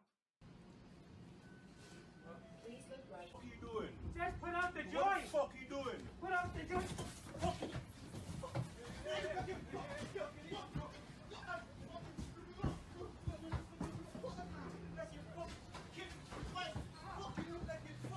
And nobody's doing anything. Oh, there we go. And oh, he says enough. He says enough. Like, really? Are you serious? No, this is nuts. We can't allow shit like this to happen. We cannot allow the social contract to degrade just because people have forgotten to get involved. Right? Like we especially in a city, this is one of the concepts that you learn in sociology, and especially in a city, when you are exposed to so much, right? You see, like, just walk down some of the streets in an urban city at late night, and you'll just see like the worst of the worst of the worst, like barely 18-year-old girls whoring themselves out on corners, crack cocaine being used out in the open, dealt out in the open. Meanwhile, there's a mom with a baby stroller passing by. People that have lost complete control of their mental and physical facilities. Just zombie ghosts of themselves. Dude, I was going to a concert with a friend of mine the other day. We're biking underneath this underpass near a fairly well-to-do off area where people, like, there's like condos and everything, and right underneath that there's a bridge where these homeless people live in their tents. And this one guy had a fire in his tent, inside of the tent, not like outside by some rocks and like bricks, or like the classic like movie trope where you see a hobo with like an oil barrel. No, literally inside his tent. Like, you're gonna cause a fire, sir. You're gonna cause an incident. Like, it's literally only a matter of time. All right, and this is happening everywhere. And part of it is because in the city you can't. If you gave your energy to every single little crisis that you saw, you would wipe yourself out by the end of the day. Not even in a matter of hours. And some of these people are so far gone that, like, there's no amount of charity that can help. They're literally just mentally unstable, roaming these streets, and they need to get the help that they need. But that help is not going to come from you being like, "Hey, you want this sandwich?" Like, no, there's some people that have absolutely lost it, and my heart goes out to them. It's tragic. Those people were someone's kid at one point. They were a baby at one point. They weren't always this. They were someone's child. They were cared for. They were loved. Right? Or at least you'd like to think so. And so part of this issue, if that's even the right word for it, that the social contract has kind of gone into disarray because this homelessness is just, it's allowed to exist, and there's not really any systems that are effective at tackling this. It doesn't seem like it. Seems like the issue is getting worse year in, year out. Like, growing up, it was not like this. Growing up, you would see the occasional, like, crazy homeless guy, and I lived in a fairly, like, urban part of the city. But they were never, like, outrightly dangerous to you. On occasion, you'd go downtown and you'd hear somebody yelling, but now it's like almost every day you go in the city and there's just some dude slumped over in the bike lane, or needles, or crack. Dude, I was at a fucking, where was I? I was at a university the other day, and they had like a needle depot inside a disabled person's bathroom. It's like, what the are you at a university? You just have like a little bin for people to put their needles in? I mean, that's just indicative of the times. The place that I work at right now has an Narcan kit. The bars I used to work at, obviously, oh yeah, the bars, yeah, they had a Narcan kit. It just became a regular thing. Like, when I was at Solana Startup Village, one of the great things about like what they've done is I got reminded of what it's like to be in a place where the social contract, or the value of that social contract, was high, very high. Maybe not above everything, but it was damned high. Like, shout out to Super Team for making that happen. Because at their let me see if I can actually pull up some photos of this. Because they definitely should have, I guess it'd be Super Team Canada. Let's see if they have a walkthrough of this space. So they have all these computers, right? Let me make that 2000p. So they have all this space where people can just like walk in, chill. They have these conference rooms. Where's the actual co-working space?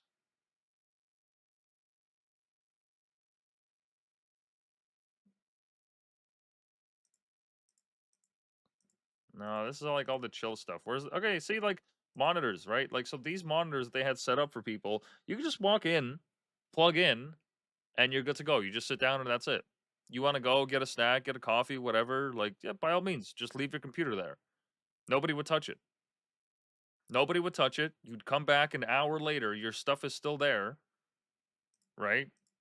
And in a city like Toronto, I would never dream of doing this at the library. I would never dream of doing this in a cafe or anywhere else. Even at a university, I wouldn't dream of doing that if I was a university student. Fuck no. Are you kidding me? I'm taking that shit with me. This is Toronto, man. And when I was in a place like this, it reminded me of like the value of that social contract. Because everyone there, I mean, not only are there like security cams and whatnot, sure, okay, but if you're enterprising enough, like if you were smart enough, you could have walked in there and walked out with a ton of MacBooks. And as long as like you weren't visible or seen or you just had like good timing, you would have been able to get away with a lot of tech. A lot of it. Right? If somebody was actually devious enough to do that. But no, it's an open space. Yeah, see like all these monitors and stuff. Yeah, these workstations are fantastic. They're fucking amazing. And so that social contract has value. Like where's that there's that one video of what was it? It was a ski resort or something?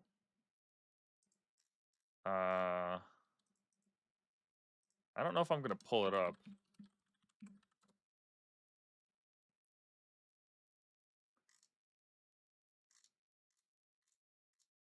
There's a video of a ski resort at this black snowboarder. No, that's a ski strike.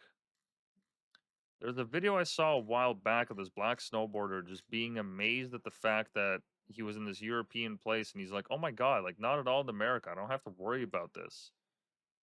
And I don't even know what the rate of like theft is of like these places in America, but in any case, like that it echoed to me the values of having a shared social contract of agreed upon values that people understand and uphold actively. There's a value in that. It allows you more mobility. It allows you more ease. You're not worried or stressed out as much when you're going on the fucking subway system and you're worried about delays because somebody decided to get on the tracks or somebody got pushed or somebody got stabbed or somebody got robbed or somebody whatever, overdose, what have you. It didn't used to be common in Toronto that you would see a guy passed out on the bus or on the subway. But now it's like almost every other car that you go to, there's somebody like that or just drinking heavily. It's not comforting at all. And look, like I said, I feel for these people. They ought to get the help that they need, but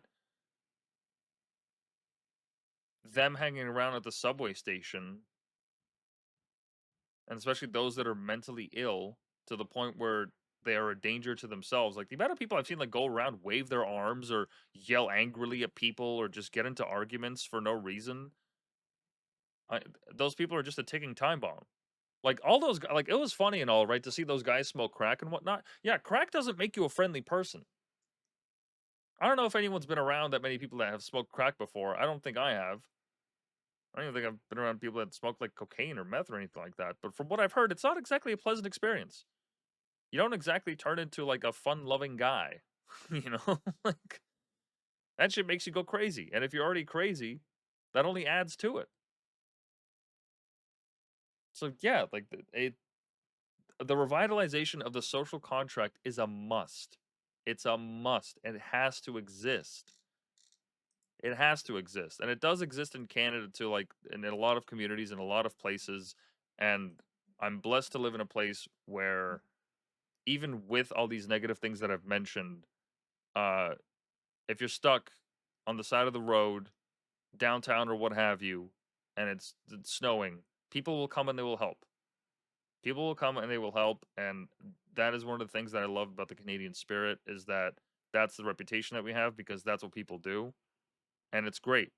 It's great to live in a country like that, and I want that kind of approach to civil society to spread and flourish to as many places as possible, because it's incredible. Being able to count on your neighbors, to count on the people in your community, to just count on random people, passerbys that will help and intervene. It's a very, very useful thing, because then you don't have to wait for the cops. Like, obviously, like, there's a threshold to it. If it gets violent or what have you, yeah, okay. Like, not everybody knows judo and street fights are bad and so on and so forth. But that's a given. All right, but like small stuff. You got a flat, need somebody to like help change your tire. Like, those are some of the greatest videos ever. Just like watching people on the highway be stranded and they're like, oh my god, please, the CAA isn't getting here for another 2 hours. Jesus Christ, somebody save me. And then somebody does. Those are great videos, man. Those are some of the greatest examples of people just helping out one another for the sake of it. And having something that'll remind us that, like, why that's important and why it's important to participate like that in your community, and to be a helpful person, to be a capable person, to make yourself into somebody that is an example for everyone else around you. That's invaluable. That removes so many barriers and allows for the whole community, like the quality of that community, to rise. Because rising tides, what is that? What is that phrase? Because I don't want to butcher this. A rising tide lifts all ships. Yeah, a rising tide lifts all boats. We all benefit from it. We all do. And it's so easy to take for granted sometimes, because there's plenty of other places in the world where you live where people don't give a shit. They don't care about you. They have their own problems. They wouldn't spit on you if you were on fire. And being able to create that kind of culture that combats that, and that actually emphasizes on including people in the civil process, and actively celebrates it and cultivates that spirit, that's beautiful. That's nothing short of beautiful. Being able to count on a stranger when you're at your worst or at your lowest, or you just need a helping hand, on just somebody that you don't even know. We've all had those moments, or at least I hope so, because there's nothing better than that. In that moment, you're just like, "Oh my god, thank you. You saved my ass, and I will never ever ever see you again, but thank you." Like, that's great. We should, and I think it's something that everyone should strive towards making an ideal. And doing something as simple as just like picking up the trash around your neighborhood, that's a great enough initiative on its own. You don't need to like go out and vote or to raise funds, or like just pick up trash in your neighborhood. Any time that I've done it, it fills you with like a sense of pride, because you're like, oh, I did that. I cleaned that. And even though like there might be a cigarette butt the next day where it wasn't earlier, okay, fine. But that just means like, okay, well, I gotta clean it up again. And the more that you do it, maybe someone else will do it, and they'll get inspired to do that as well. And I get it. This sounds fucking cheesy, corny. Okay, fine. But it's true. It doesn't take away from the fact that it's true. That participating in those kind of activities creates that dynamic of the rising tide lifts all boats. Yeah, sounds a little gay. Sounds a little gay. But is it what, like, we're all in high school still, and it's too gay to caring is gay? Like, real? No, come on. We can't have that instinct.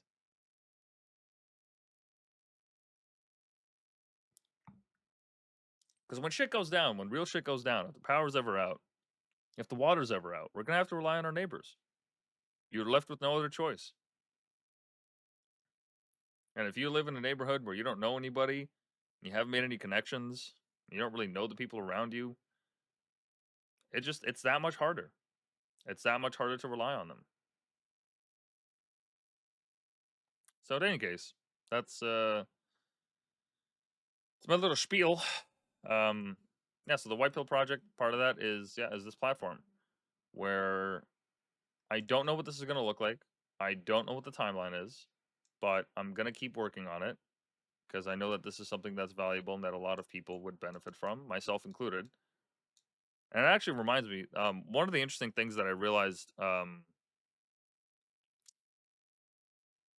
is an instinct that I should lean into more, and people in general.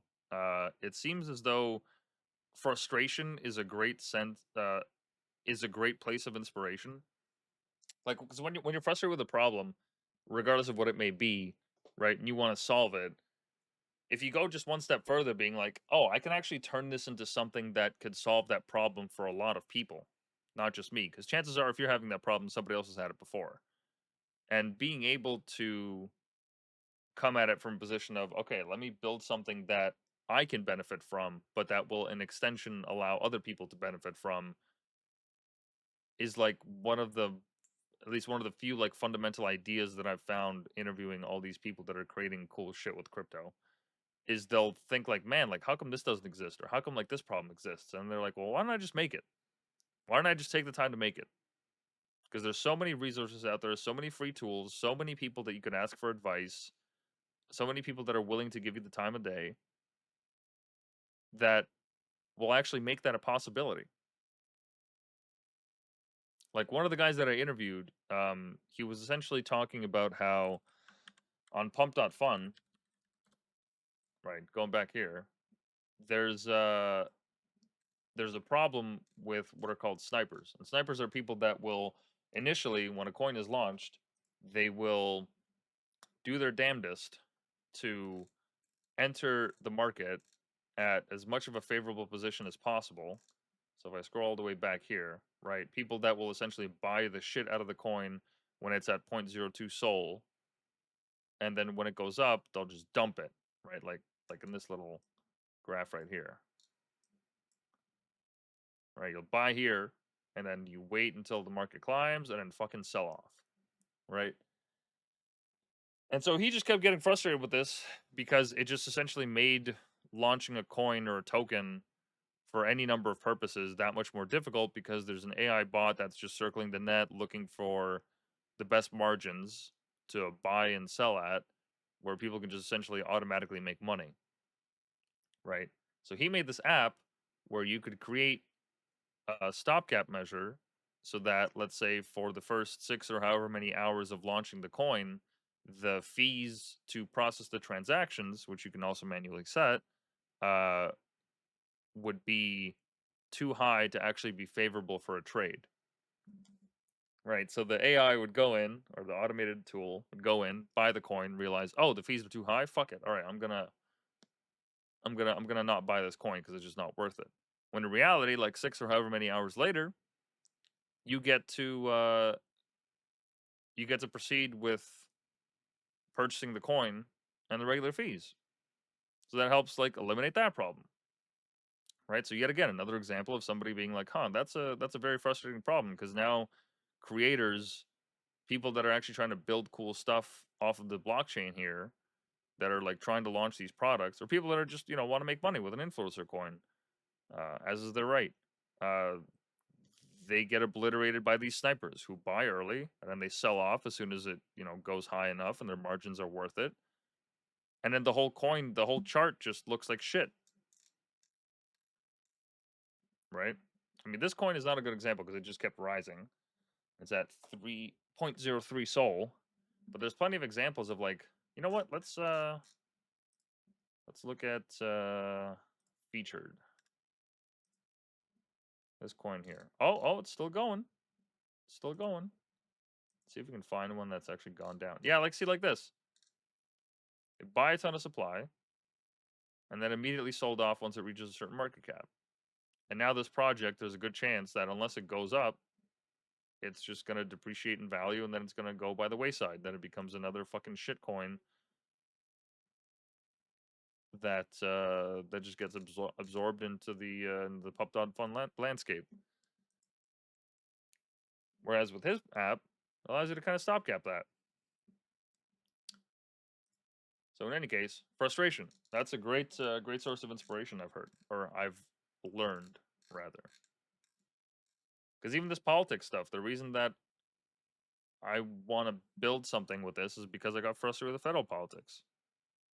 It drives me nuts. Like it's crazy some of the shit that you'll see. I mean, just as a quick little tour, right? Let me see if I can pull it up. No, that's not it. I think this is it. Yeah, that's a real account. Oh wow. Rogue communication devices found in Chinese solar inverters, just like the Chinese made seaport cranes with routers. Huh, that's interesting. That's concerning. Yet another fucking thing to worry about. Oh wow, the Elections Canada published a news release where they talk about how they fucked up some part of the voting in this last federal election that I have no control over. Oh great, that's another thing to get frustrated over. That's fantastic. Oh, here's our environmental minister lying by saying that only 40%, our largest pipeline is only at 40% capacity. And here's somebody fact checking it, saying that its highest volumes to date in March hovered around 790,000 barrels a day, which is actually about 80% capacity. So we just outright lied to justify a policy push. And because the journalist who was asking him that question at the time can't really fact check him in real time, they can't really look up the facts fast enough because, you know, they're just there for this like 2-minute exchange.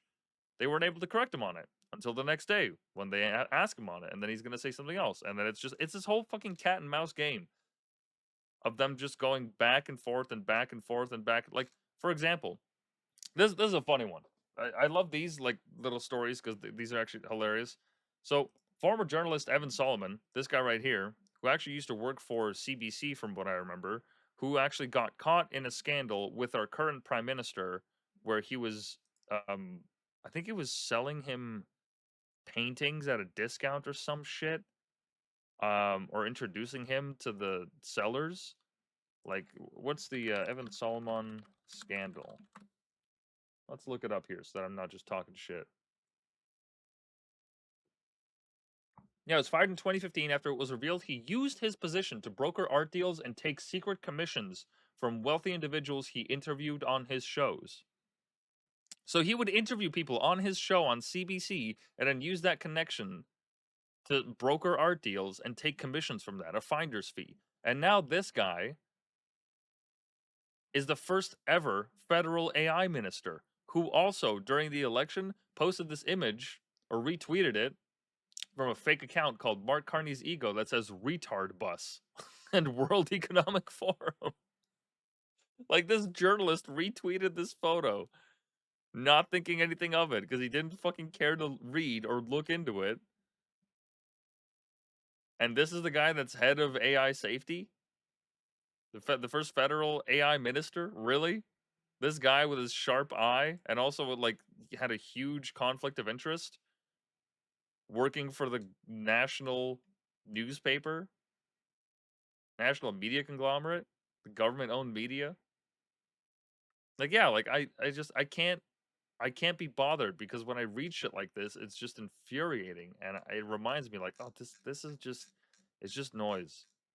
It's just noise. And besides that, like, look, she got 180K followers, plenty of people that are already doing the good work of like keeping these people accountable. So unless you're going to be a journalist, like, this shit just does not matter. It's just infuriating. Depending on, like, regardless of which side you are either. You could be on the left or the right and look at stories like that and just be like, oh my God, these fucking absolute retards that are running the country. Genuinely impressed at how they're managed to fail upwards every single fucking time.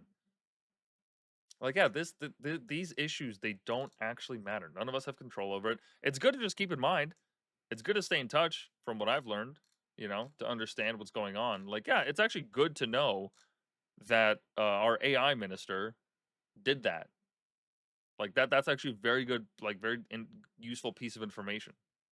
But, you know, Like, what does it actually do for you?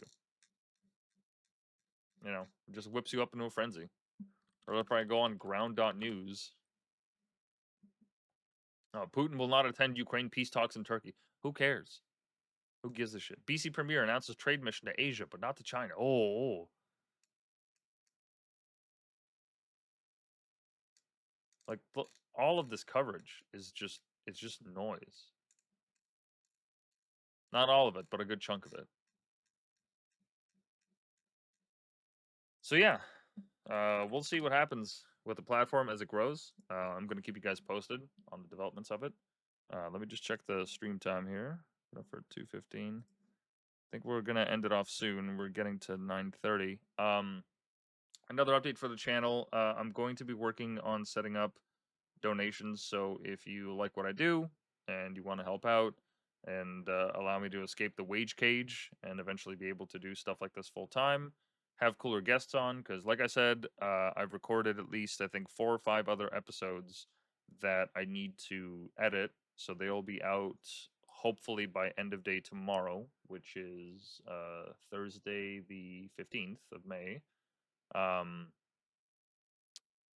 going to have a lot more stuff out in the future. I have a very exciting interview that I wish I could talk more about, but this is something that's going to be a month or so down the line. Something that's actually, it involves a political crisis abroad, and I might have somebody that could shed some light on that in a very interesting way. So I'm looking forward to that. Yeah, we're going to continue growing, man. We're gonna continue growing. We're gonna keep doing this. Work on the platform, get more interesting guests, and yeah, if anyone wants to ever come on the show, by all means, reach out. I'm more than glad to have you on for a conversation. Yeah, besides that, there's not really any other updates I'd like to share. I don't know when I'll be streaming next, most likely next Wednesday, but depending on the schedule, we'll see. All the updates, as per always, you can get at bio.link/whitepill. All the platforms, everything is up there. Still disputing the X ban. Don't know what the fuck is going on with that. I still have received no word from support.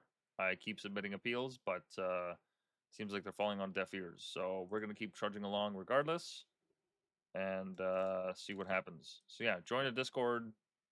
You know, subscribe to the YouTube, Spotify, what have you. Thank you guys for tuning in today. I really appreciate and each and every one of you that has listened this far. Wouldn't be able to do this show without the listeners. So yeah, thank you guys. I will catch you on next week's episode. Hope you have had a wonderful White Pill Wednesday. Looking forward to the next interview. Not sure who it's going to be, but yeah, all the updates are posted on Discord. So if you want to get more updates in terms of episodes, who I'm interviewing, what's coming up next, it's all going to be there. In any case, have a great night, guys.